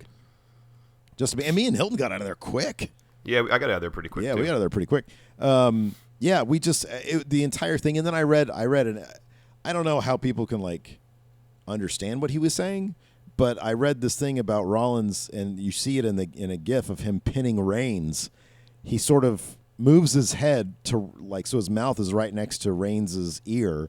And according to all reports, he says, "Thanks for this," which was kind of cool. That was kind of a neat thing, if that's true. Because it does look like he obviously says something to him, and, you know, what's he going to say? Hey, fuck you. My time now. It's my time now. you I'll take care of your belt. You're not ready. Apparently there was Triple H said something to Sting earlier, and I read about that they couldn't make out the first clause of the sentence, but apparently the second clause was something to the extent of, "I told you one day." That's interesting. Which, I don't know what that means. I told you one day I'm going to beat you. No, Sting went, "Did you ever tell me your recipe for mascarpone?" And he went, "I told you one day." That's what it was. Apparently Sting said to Triple H that was awesome. So maybe he just enjoyed the WrestleMania experience. That's fucking rad, dude. That's really cool. Yeah, and then it was just, we were on a fucking high, dude. We had no clue. You know, it's just when your expectations are just in the garbage. And I kind of going into it, I felt, and I think I mentioned this last podcast, because I had given it prior to the show, I was like, I think this is going to be a 7. I think that the buildup is shitty, but there's so much talent and the matches have so much potential that this could be a really good show. I'm going to upgrade because of the live experience, the entire experience as a whole for me, I'm going to bring it up to an 8.5. Okay. 8. I was going to say about an 8. Yeah. So, yeah. Dan, what was your final grade on the show? If you can get 1 out of 10, what would you give it? I would give it a 9. Wow. But only because my expectations were lower than yours. Yeah. I think the lower expectations brought something up. I mean, because I was thinking about it, was it better than last year? But I think because last year we had such a ride throughout the entire year. Yeah, and there was a lot of payoff. This was just one hell of a good show, but that's it. It was the one hell of a good show. Yeah. This is a great place to start again from, and for them to sort something out. But I really, really fucking love Seth Rollins and him taking the title sort of. And that RKO gave it immediately a 10. And only something else not to point off, maybe. And Rusev's tank. And Rusev's tank. And Triple H's engine. I actually better forget about that. That's what Sting said. He said, were you going to say something about that Terminator thing? I told you one day. Yeah, you're ever going to explain the Terminator thing? I'll tell you one day. I'll tell you one day. Exactly. It's like, you remember you were going to say how big of a Terminator fan you were? I told you one day. It would happen. Okay. I'm going to bring my 8 lifelike Terminator dolls with me. So, yeah, brilliant show. And then we had the Raw after Mania. Yeah. Which is usually the best Raw of the year. Which I think at this point we can kind of go into our highlights, lowlights, so as not to recap 3 hours of Raw. Yeah. Is everybody cool with that? Yeah, yes, we should, just out of the gate, we should talk about Lesnar destroying everything because that's going to be. I think obviously that's probably everybody's highlight. Yes. But we can maybe mention 2 other highlights that we can, but I think for everybody. Another one, yeah. But no, it was a face turn. That was his face turn. Yep, absolutely. Literally, when he dumped that desk over on Booker and JBL. They're dead now, yeah. I for a split second, I was like, I don't know if he was supposed to do that. Because it looked like he was trying to rip the top off, and maybe he thought the top was going to be gimmicked so that he could just take off the top. But he crushed JBL and Booker with the fucking down. I was like, oh my God, that was murder right there. And then he grabs Cole. And he literally F5s him out of his fucking shoe. Oh, my God. And it was brutal. And then it's like, it's one thing for the cameraman because, the cameraman's probably a local indie guy. Yeah. So he can probably take an F5 and be okay. Like, he's not a real cameraman. But Cole's just a dude. Like, I think besides him fighting Lawler, which, wasn't really a fight, I mean, he probably got a stunner at that point, right? When he fought, I think he got a stunner from Stone Cold. Yeah, he did. So that's a bump. But beyond that, he used to take a wedgie from DX back in the day. Cole doesn't do that shit. And to take just a nasty, and that was a fucking... Brock was motivated last night. Maybe it was just because, if you're back when we used to work real jobs, before you go on vacation... It's like, oh, vacation's coming up. I'm super motivated. I'm a happy guy right now. Yeah. Maybe that was his thing because he knew he was about to go on vacation, or maybe he was just happy that he got a big payday. I don't know. But he seemed really fucking into it last night. Yeah. Yeah. And then he murdered everyone, and it was beautiful. Maybe that was it. They just told him, hey, Brock, you get to literally kill people tonight. And he's like, finally, it's about time. And then he got on a plane right after that segment and went straight home. Yep. And he's like, all right.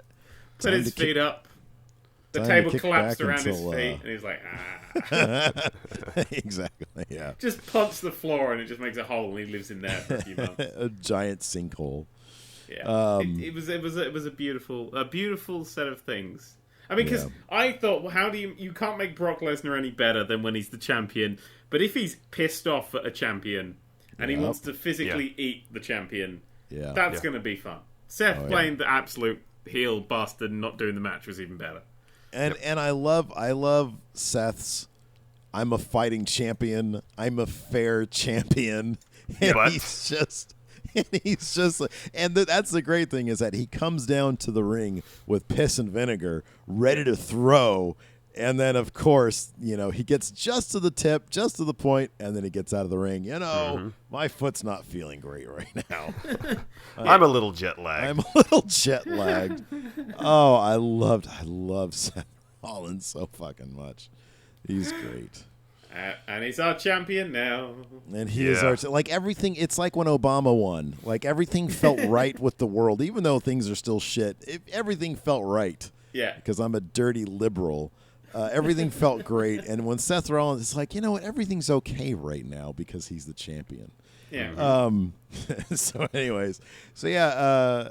And then I'm trying to think. Of course, we've already talked about Bryan and Ziggler. That was a highlight. That was a good match. That was a great match. Yeah. Great. They worked really, really stiff too. Yeah. Cena Ambrose was a highlight of my. Yeah, that was a good match as well. Yeah. That was really good. We have low light. There is a low light. I was thinking. Go ahead.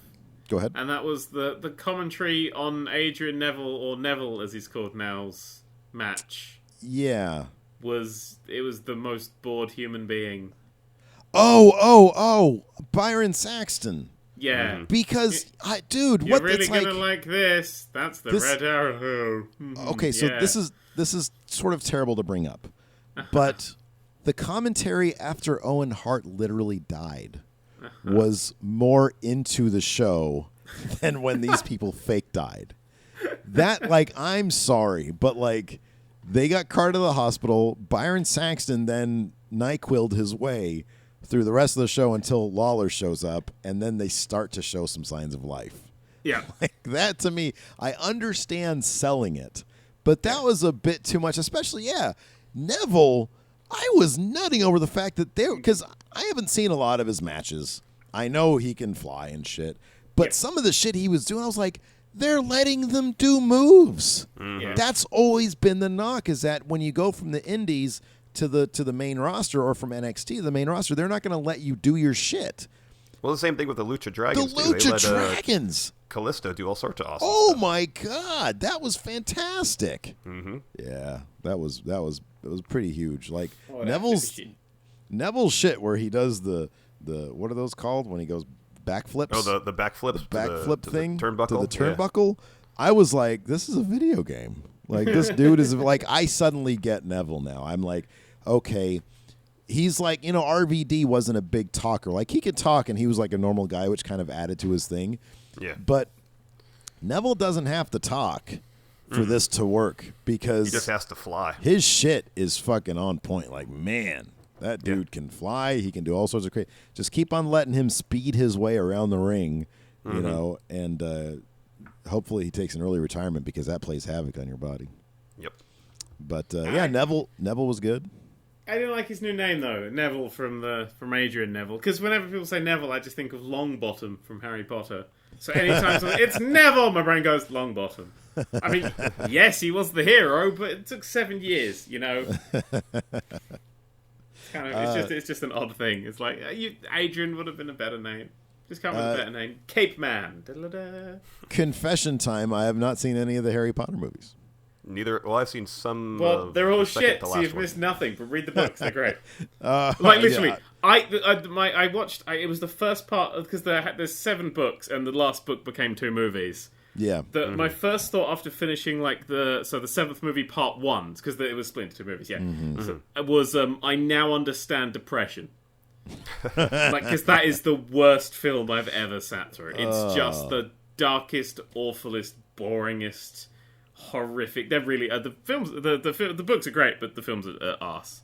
Good. That's good information for me to have, because I've given it thought before. It's an impressive thing. They did 7 movies or 8 movies, or however many it was. Maybe I'll check them out. Now I know I'm not missing shit. Yeah, no, but read the books. No interest. The books are good. Yeah, very well. Neville was a highlight. I'm trying to think of other. Pretty much everything was really good until maybe the last hour. Yeah. What happened in the last? Because I was into it. The main event was the main event was kind of The main event was kind of. I know they just wanted to give Roman Reigns his main event win. Yeah. At some point during that weekend. Yeah, I sort of had my hopes up, because I knew it was going to be Reigns, going to be one of them.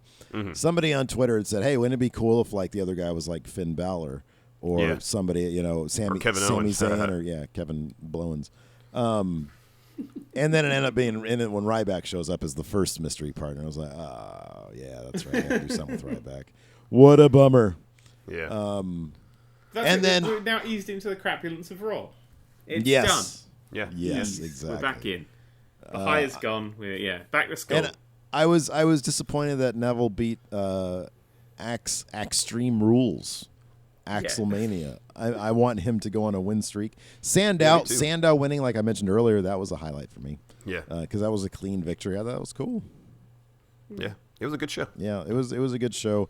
We will see if they will continue this next week. Chances are, I'm not optimistic. Good luck with that. Yeah. No, I'm curious what they're going to do with. I had a thought for Extreme Rules, what they could do for the main event. Yeah, and I don't know. It probably won't happen. But seeing as there's so many people that are either gunning after Rollins or have a legit claim for a title match, they should bring back the Elimination Chamber for the main event. Oh, yeah. Rollins, 5 other guys. If he has to win, I mean, I guess ideally it would be awesome if they could build up for a Shield 3-way match at Mania next year for the belt. Yeah. With Rollins going in as champion, and I'm sure Reigns eventually winning then. Yeah. But I don't know if they're going to let Rollins keep the belt for a whole year. It makes me wonder if they would give Ambrose. I think with Ambrose's match against Cena last night, it sounds like they do have big plans for Ambrose because I expect him to win Money in the Bank. Honestly. Oh yeah, good point. Have him winning Money in the Bank. Reigns wins the Rumble again next year. Ambrose cashes in. You think they'd let Reigns win the Rumble again? Yeah, if they can build him up right. Yeah, that's a huge if. I don't know. That would be a great start to WrestleMania, though. The final match. You've got Reigns and Rollins looking each other down. The match is just about to start, and then Ambrose cashes in at the start. That would be great. Comes in and cashes in. And, There's our 2% prediction for Mania next year. Dan, are you coming with us to Dallas next year? Maybe. We'll have to talk about it. We have till November to discuss, because I think that's when tickets will go on sale. That's when they went on sale for this one. Yeah, okay. We'll have to see how it's going.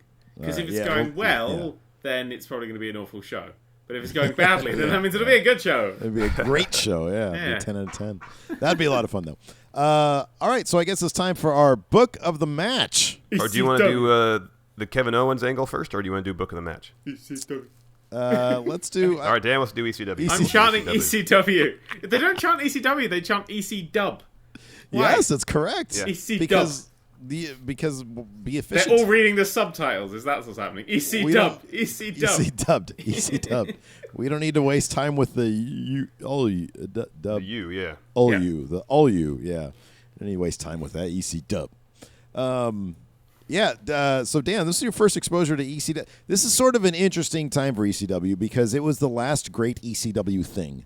This One Night Stand. This was the start of the proper relaunch, right? This was specifically to promote the relaunch of ECW on Sci-Fi, which was a humongous clusterfuck and has gone down as one of the worst periods, as the worst period in ECW history, because it wasn't ECW at that point. It was the Sci-Fi Channel started putting their fingers in it, started introducing like vampire characters and just all this fantasy bullshit, and it was just the original ECW guys just were never getting any respect.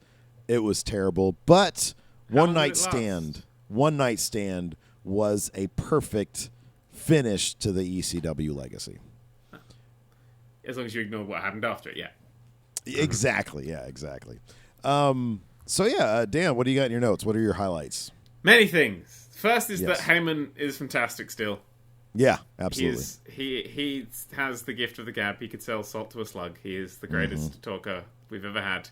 It was quite a shock of like one of the earliest chants being "You suck dick."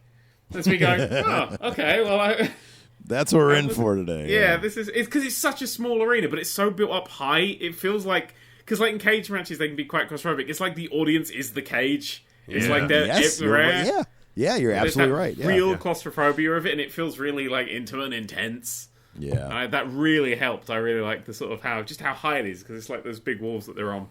Yeah, which was nice. It's like they're in the Thunderdome. Yeah, pretty much. Yeah, exactly. Yes. Yeah, it's like the Thunderdome. Yeah, exactly. Yes. So first match, Taz versus Jerry Lawler, was 12 seconds, something like that. Lawler slapped the shit out of Joey Styles to start with. His glasses came flying off. That was beautiful.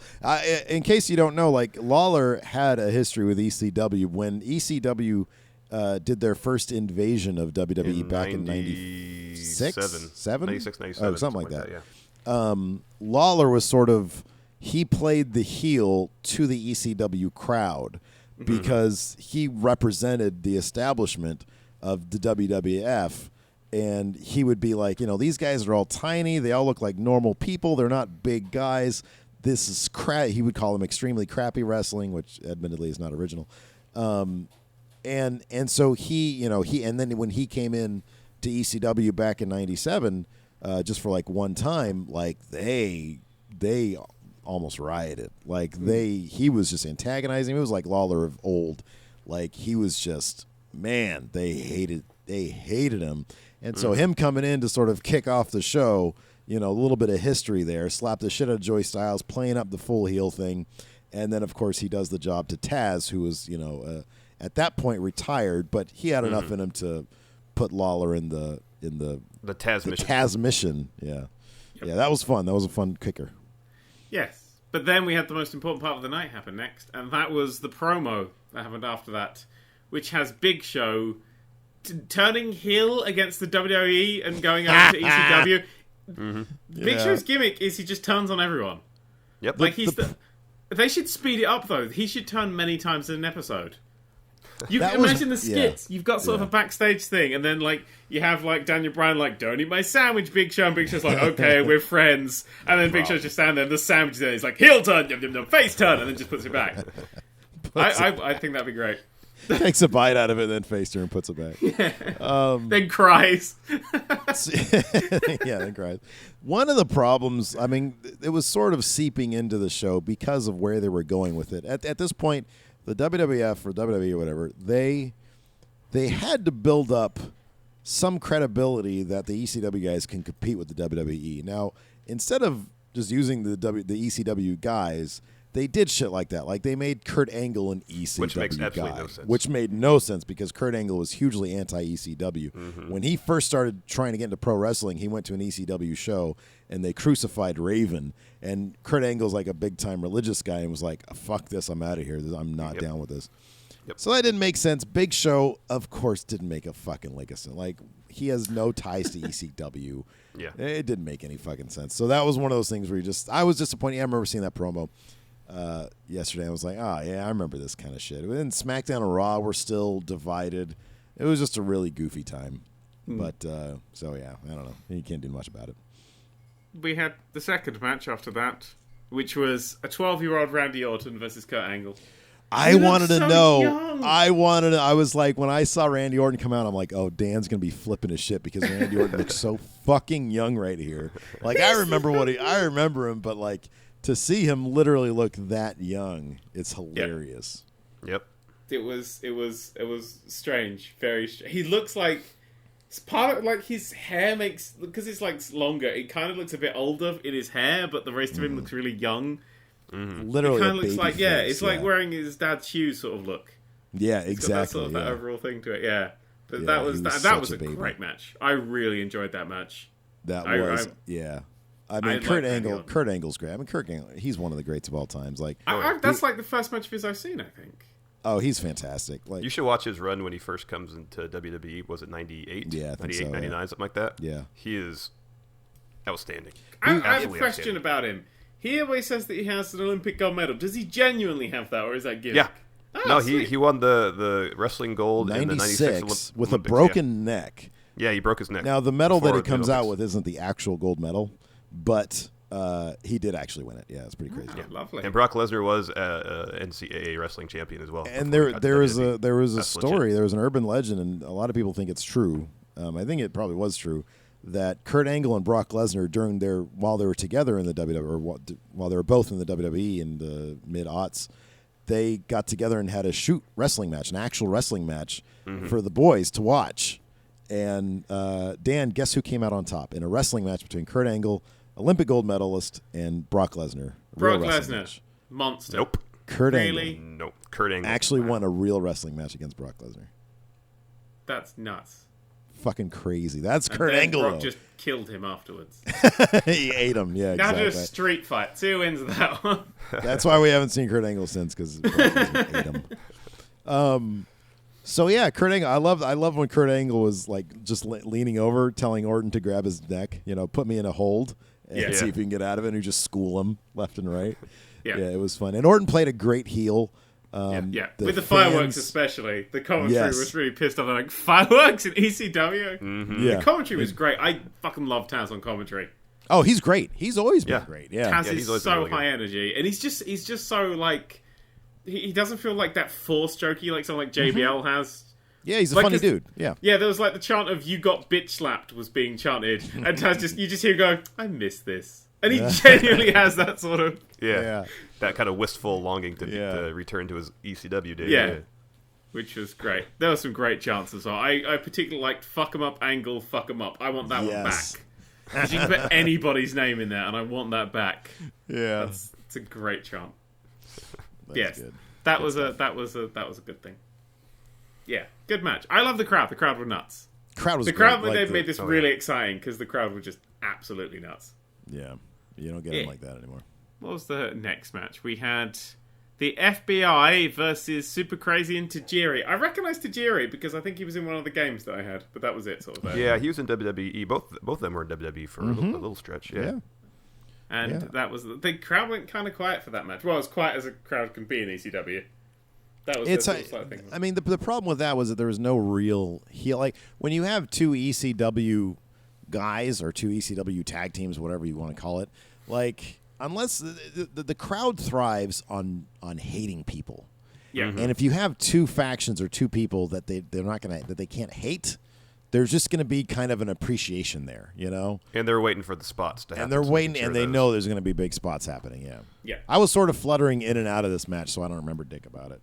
Yeah, kind of. Yeah. I did like when it finished. There was like polite applause. Like it was a very a tennis match just finished. It was just like, exactly. yeah, well done. You did that. Yeah, I like you guys. You're good. Yeah. It was like you. You didn't really give us a great match, but we liked it, yeah. Yeah, exactly. I'm glad that you're still alive. Yeah. that was that clap. I'm glad that you're still alive. We don't want you And then Big Show came out and killed everyone for absolutely no apparent reason. Yeah, well, they had to build that Big Show. And then JBL turned up and was shouted at a lot. Yeah, JBL. There was an unfortunate period in the middle, and I'm sort of torn on him because he was obviously a placeholder champion who they tried to market as a main event, like a real champion, but he's not a main event guy. Like he can. His thing is he has everything except the actual charisma. Mm-hmm. Yeah. That's his thing. He doesn't have actual charisma, and so you don't give a shit. Like he's a good talker. Like when he used to deliver his "I'm a wrestling god" thing, it was good. It was well thought out. It was well said. He's a smart guy. He's articulate. He's fat. I mean, he's out of shape, but he was a brawler. And he always worked stiff enough that it compensated for his lack of technical ability. And his J.R. Ewing gimmick, I thought, was well done. Mm-hmm. But you never gave a shit about him because he didn't have that one bit of charisma that made you care about him one way or the other. That was his problem. And so I think that was why it was kind of good for him to come out, because he represented, the ECW crowd, if you had charisma, they'll cheer for you. Like, regardless if you're bad or good, they'll cheer for you. I mean, with Orton, he was the babyface establishment guy, so they were going to boo the shit out of him. But, charisma goes a long way with that crowd, and he's just the perfect guy for them to boo. Yeah. Well, he represents the elitism of WWE as well. Yeah. At least in the ECW fans' eyes. Yeah, exactly. He was also announcing that he's going to come do announcing soon. Yeah. I'm the voice of SmackDown. Okay, well, nobody cares. Nobody cares. If I'm right, he was the champion in the games that I played initially. He was champion for a while. He was champion for like a year straight. Yeah. So I remember him being champion. Like, he's my first ever champion. There's a great, if you ever watch the 2005 One Night Stand, that's why I was kind of torn as to which one we should offer up, because this one I wanted to offer up solely for the Cena main event, because Dan, you needed to see that. That was the only reason. The 2005 is probably more historically significant because it was the first time it was brought back. Bischoff was there. Like the entire like roster was there. It was mostly ECW guys wrestling. There was no crossover stuff. Yeah. But the roster was there watching, and then they would cut a promo, and then Heyman came out and started eviscerating everybody in the thing. And the most memorable line was, "JBL, the only reason why you're champion is because Triple H doesn't like working on Tuesdays." Because, Triple H wouldn't show up on SmackDown. And back then, the big gold belt was the premier title, and Triple H and Batista were fighting over that. Meanwhile, JBL was holding the SmackDown belt, which nobody really cared about. Yeah. So, and then Cena made that legit. So, little history for you. What happened after that? World Championship match. Rey Mysterio versus Sabu. Rey Mysterio was world champion, the world heavyweight champion. Yeah, for a short spell after that WrestleMania. And that was his gimmick, was that the small guy can be the champ. Did you see how ridiculous that belt looked like on him? Yeah. Yeah. He was swimming in the belt. But Sabu is great. Yes, that was definitely one of my absolute highlights. Was just how he just placed down a chair and then would leap off of it in any direction. It was not. I've never seen someone do that, especially not as often. I remember Larson when we moved into the Roscoe apartments back when we first moved to LA, and me and Jeff shared the room, and we would have the TV on, and the very first time, I don't even know if had we heard about ECW at that point? Oh yeah, we just didn't know it was on TV. Okay, so we turned on the TV one night and it was on, and the first time I saw RVD and Sabu tag team against whoever, and I saw Sabu and RVD doing that shit off of chairs, my mind was like watching the RKO to the curb stomp RKO reversal. Yeah. My mind was blown that people could do that. Yep. And Sabu's one of those dudes like RVD. You could get a picture with him. You could have a beer with the dude. You can hang out with RVD. Sabu seems like one of those dudes. You don't know what the fuck is going on in his head. You don't know what fucking ethnicity he is. You don't know like where he's coming. I mean, just his look is really exotic and weird and mysterious and scary as fuck. Like when he comes out and he has all those scars on him. Yeah, like this dude is. You don't know dick about him, and it's crazy. And he's magnificent. He's fucking crazy as shit.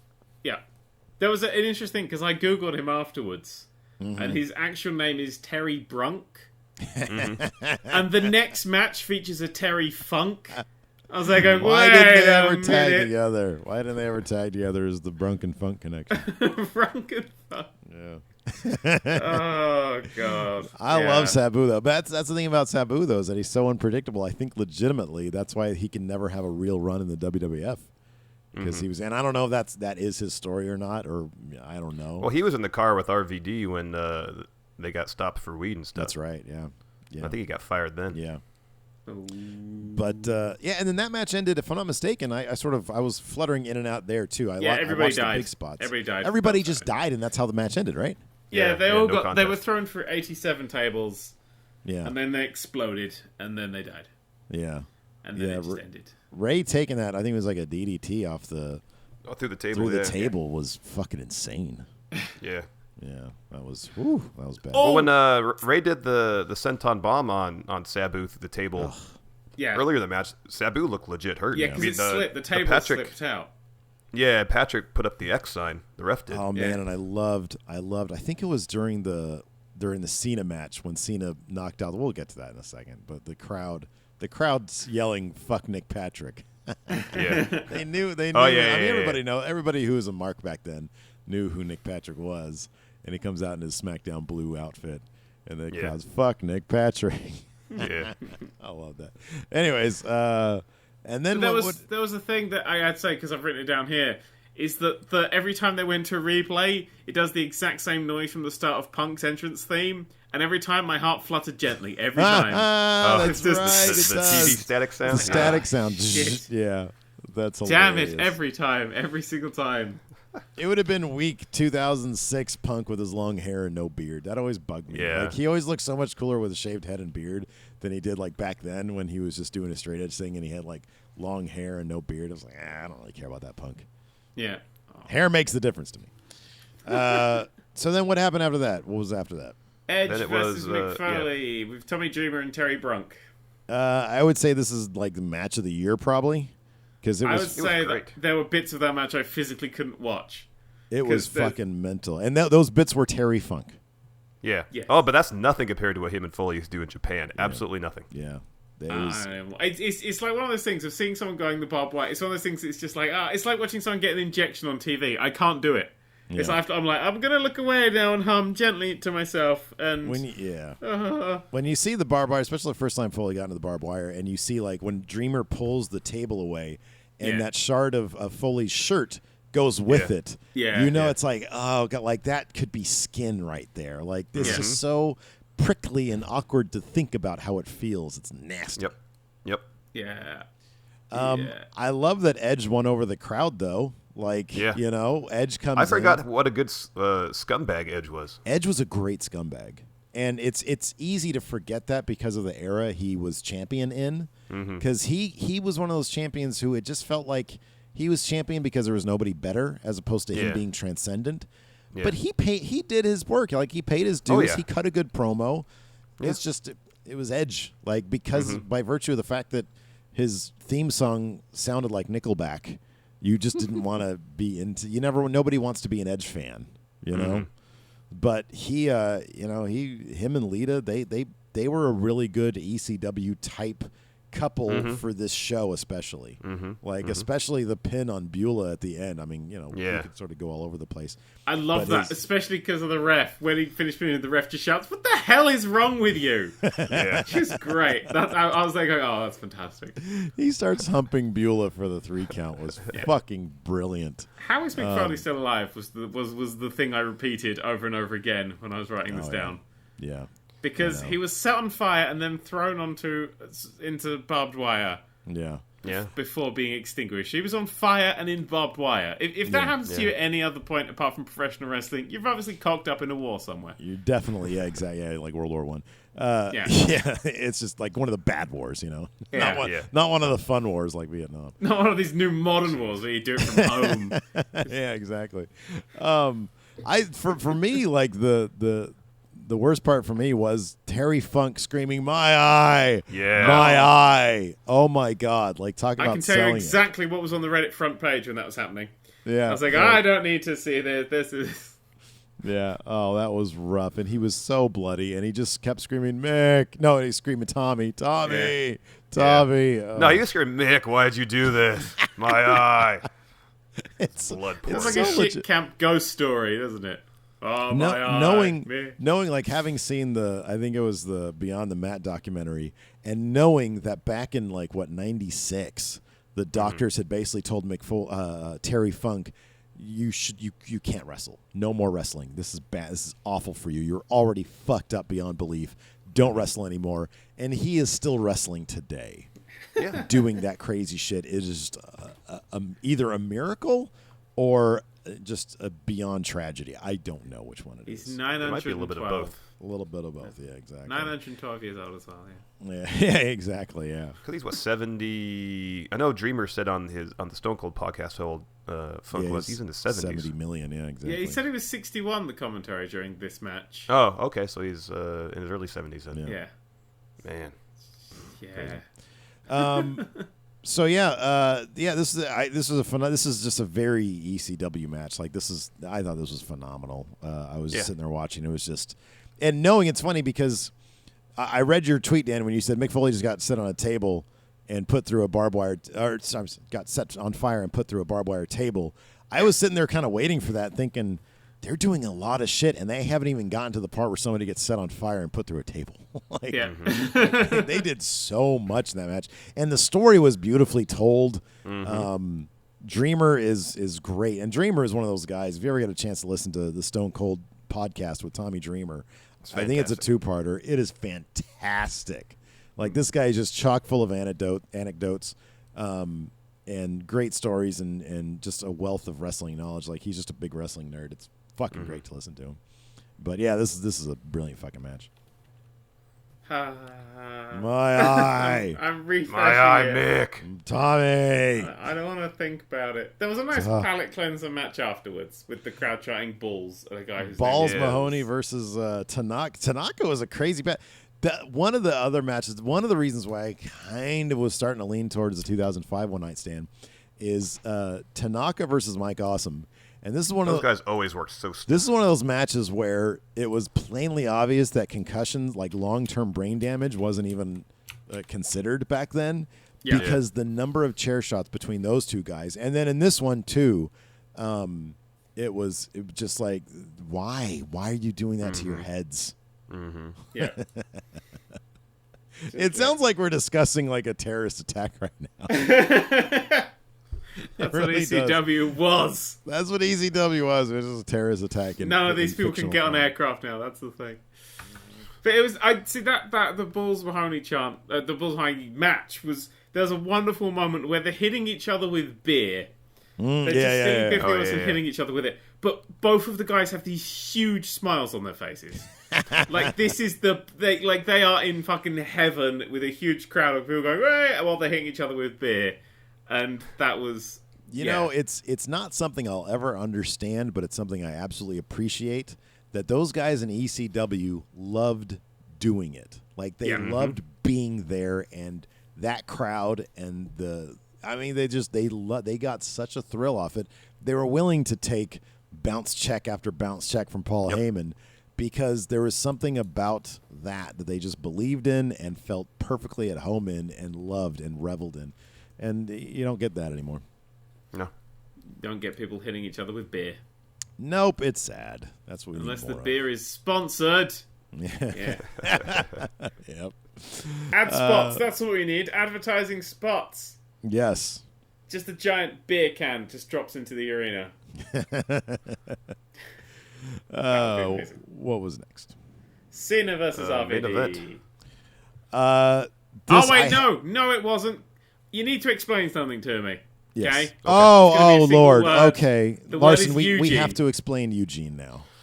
Oh, man. Because I had to. No, I had to. I was trying because I brought Lacey into the room right before because I thought it was going to be the main event. I was like, Lacey, come on, you got to see this, the Cena opening for the main event. And then Eugene comes out, and I had to explain Eugene to my wife. Yeah. Because she kept on saying was, this is 2006. People are okay with this? And I was like, they oddly were. Like, this was strangely, I think if I remember correctly, people knew it was fucked up, right? But I would hope so, yeah. But the WWE presented him in a way that made it just that side of almost acceptable for 2006. You know, like they made him a feel-good story. And that made it. Oh, nobody said retard at him back then until he got to ECW. And why it was okay to bring that. I mean, I thought it was an ECW no, he was a WWF cuddly guy. toy that they brought out just to beat up, and I'll be like, right, this is a different world. And then I looked him up and was like, oh, he's from the WWE, right? That's interesting. He was the. I guess maybe he was the forerunner of the Warrior Award. You know, like the. I'm sorry, but I'm sorry, but we're rolling on 2 hours. Rendering a difficult third hour now. The Warrior Award. It's just it's so bad, dude. I'm sorry. It's so fucking bad. You're gonna get booed. For so many fucking reasons. It's so bad. Anyways, I'll leave that for another day. I'm just gonna say I'll leave it at that. It's so bad. And Eugene is so bad. Like, yeah, Eugene is bad. It just shouldn't have. You don't think the Warrior Award is bad? It doesn't bother me. It's just so bad. Anyways, Eugene. Eugene came out and then was killed by, as I affectionately called him, Beer Suicide Man. Yeah, he was a man who tried to kill himself with beer before the match started. I just love that. Yeah, I love Sandman comes out. He looks at Eugene. He says, "You fucking moron," and then he murders him. Yeah. Oh God, why anybody thought Eugene from start to finish was a good idea? I just don't get it. I don't know. Like I would have to think that it was a big rib. It was a big joke to them, and then someone lost a really big bet somewhere. Exactly. Yeah. And it filtered through to Eugene. And then of course the ECW crowd, and Dinsmore, Eugene just told. I think he was a trainer with the WWE until very recently. Yeah, he got fired recently. Yeah. But he should file like a equality and disabilities claim. Difficult third hour. We are entering the difficult third hour. I'm watching Larson squirm right now in this video. It's fantastic. Anyways, then let's get to the main event. I brought Lacey in, and she was just like, after she was like, yeah, okay, this Eugene thing is weird. It was weird to see Cena. I wasn't expecting to see Cena. Yeah. Yeah. They showed him. I think they showed him pre-Eugene, like in the hallway or something. Lit like a noir movie. Yeah. Yeah, he was down in the basement of the Manhattan Center. Yeah. No, at this time he was a face at this point. Like he just worked that match heel. Yeah. He just worked that match heel, but he was not getting booed back then in the WWF or in the WWE. He was huge as a face. And then he gets into the ECW crowd, and they murder him. Yeah, completely. The bit with him throwing the shirt in the stand brilliant, fantastic. I remember watching that live, and we were just dying laughing and just beside ourselves. Like, these fuckers are throwing it back, and that dude wipes his ass with it, says "fuck you," like just so much rage. Someone spits on Somebody it, throws spits it back. on it, throws it back, and RVD is like, "Would you fucking hurry up and get this going?" And then the "fuck you, Cena" chants, "you can't wrestle" chants. Mm-hmm. I love the toilet paper. They go, "You can't wrestle," and he does this like amazing wrestling move, and they go, "You still suck," and stop. You still suck. That's right. That's right. That was just wonderful. It was great, and then RVD won the that was huge. Yeah, huge. I wasn't expecting that at all. Yeah, like for that crowd, Cena would have been killed on the spot if he'd won, though. So maybe that was the thing. It was just a safety thing. No, they had faith. I mean, because Cena he'd only been champion for probably a year. Because he won it at WrestleMania 2005. That's when I went, and so he only had it for a year as the world champion, and so it was much less of a big deal for him to lose. I think back then, especially to a guy like RVD who. They were entering into the ECW on Sci-Fi. I think they needed to promote that.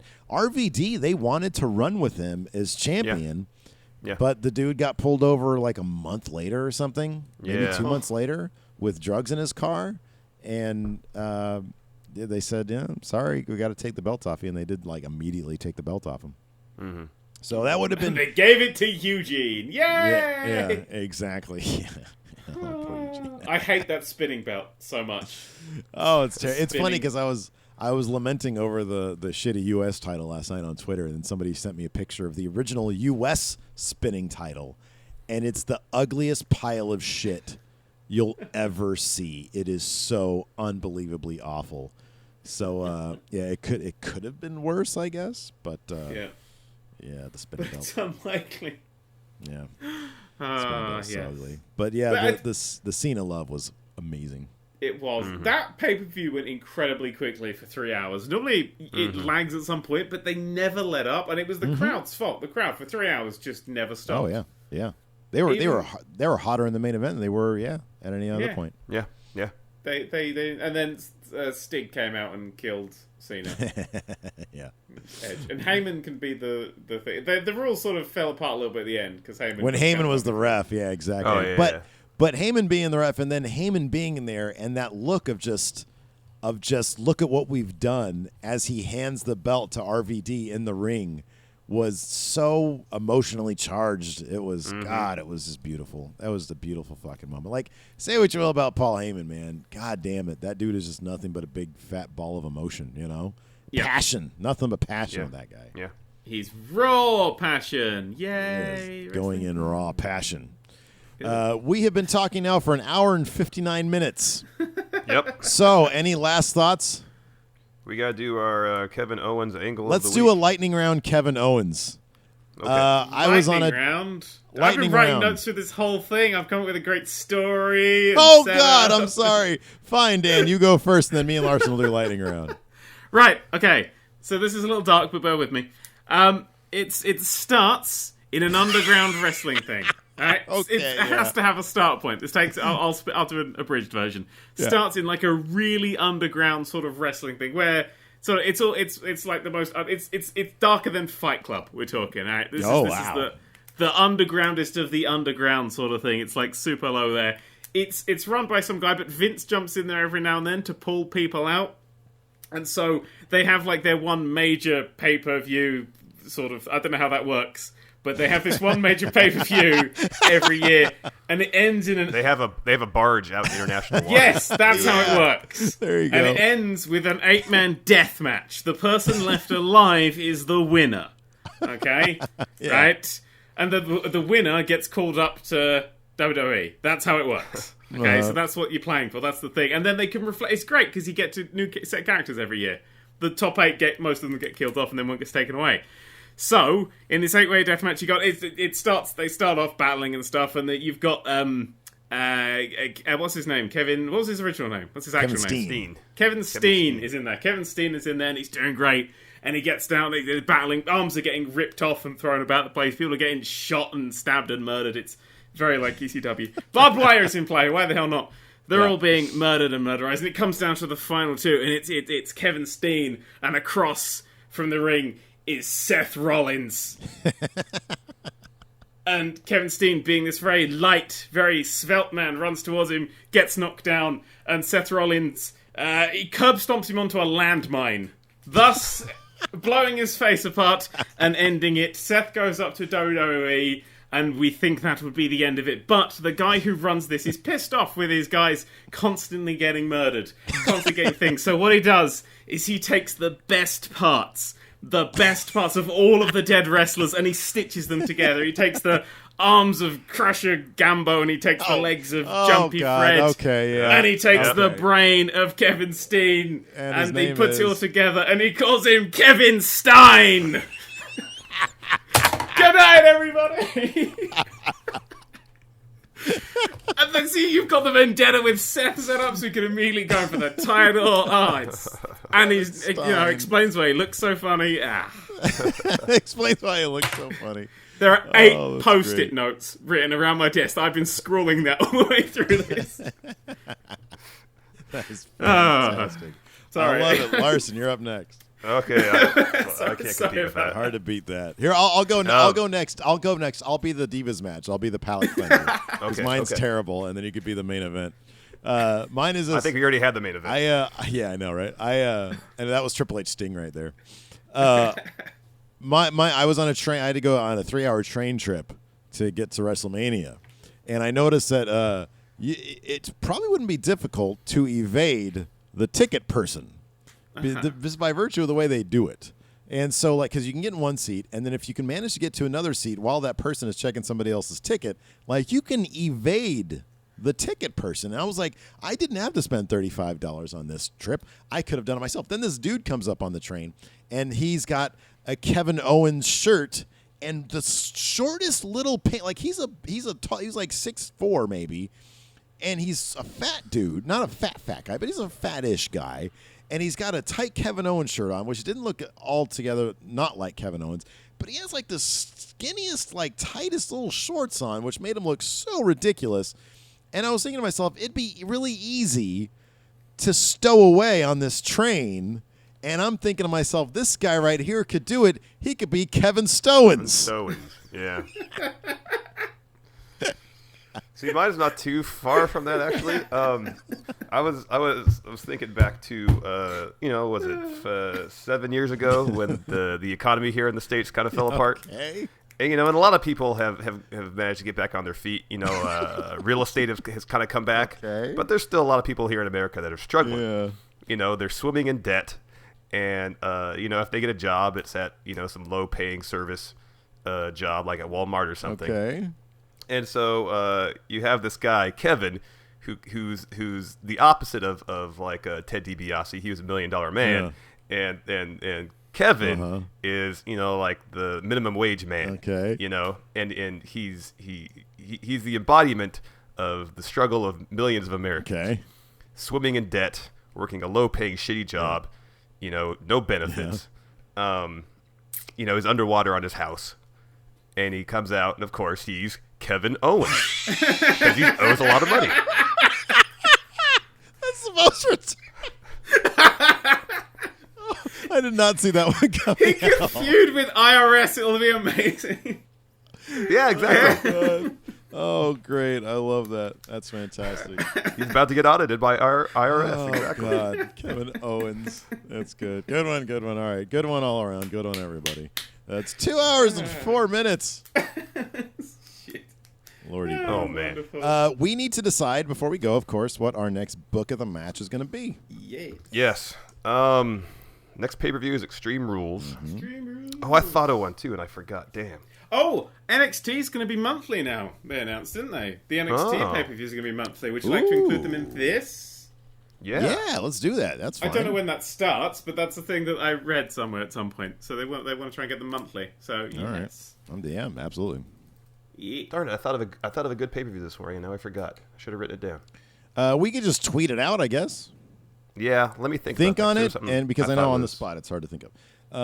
So we'll tweet it out at some point. We did the same thing for this one. Yeah. So yeah, we'll let you guys know something extreme based. Maybe we'll find out. We'll see what Larson comes up with. Anyways, I guess unless there's any other thoughts, that's our show for the day. That's everything. everything. I think that's it. All right. Well, Dan, we'll talk to you next month, and we'll talk to the rest of you guys in a week. Yep. All right. We'll talk to you then. Bye. Bye. Goodbye.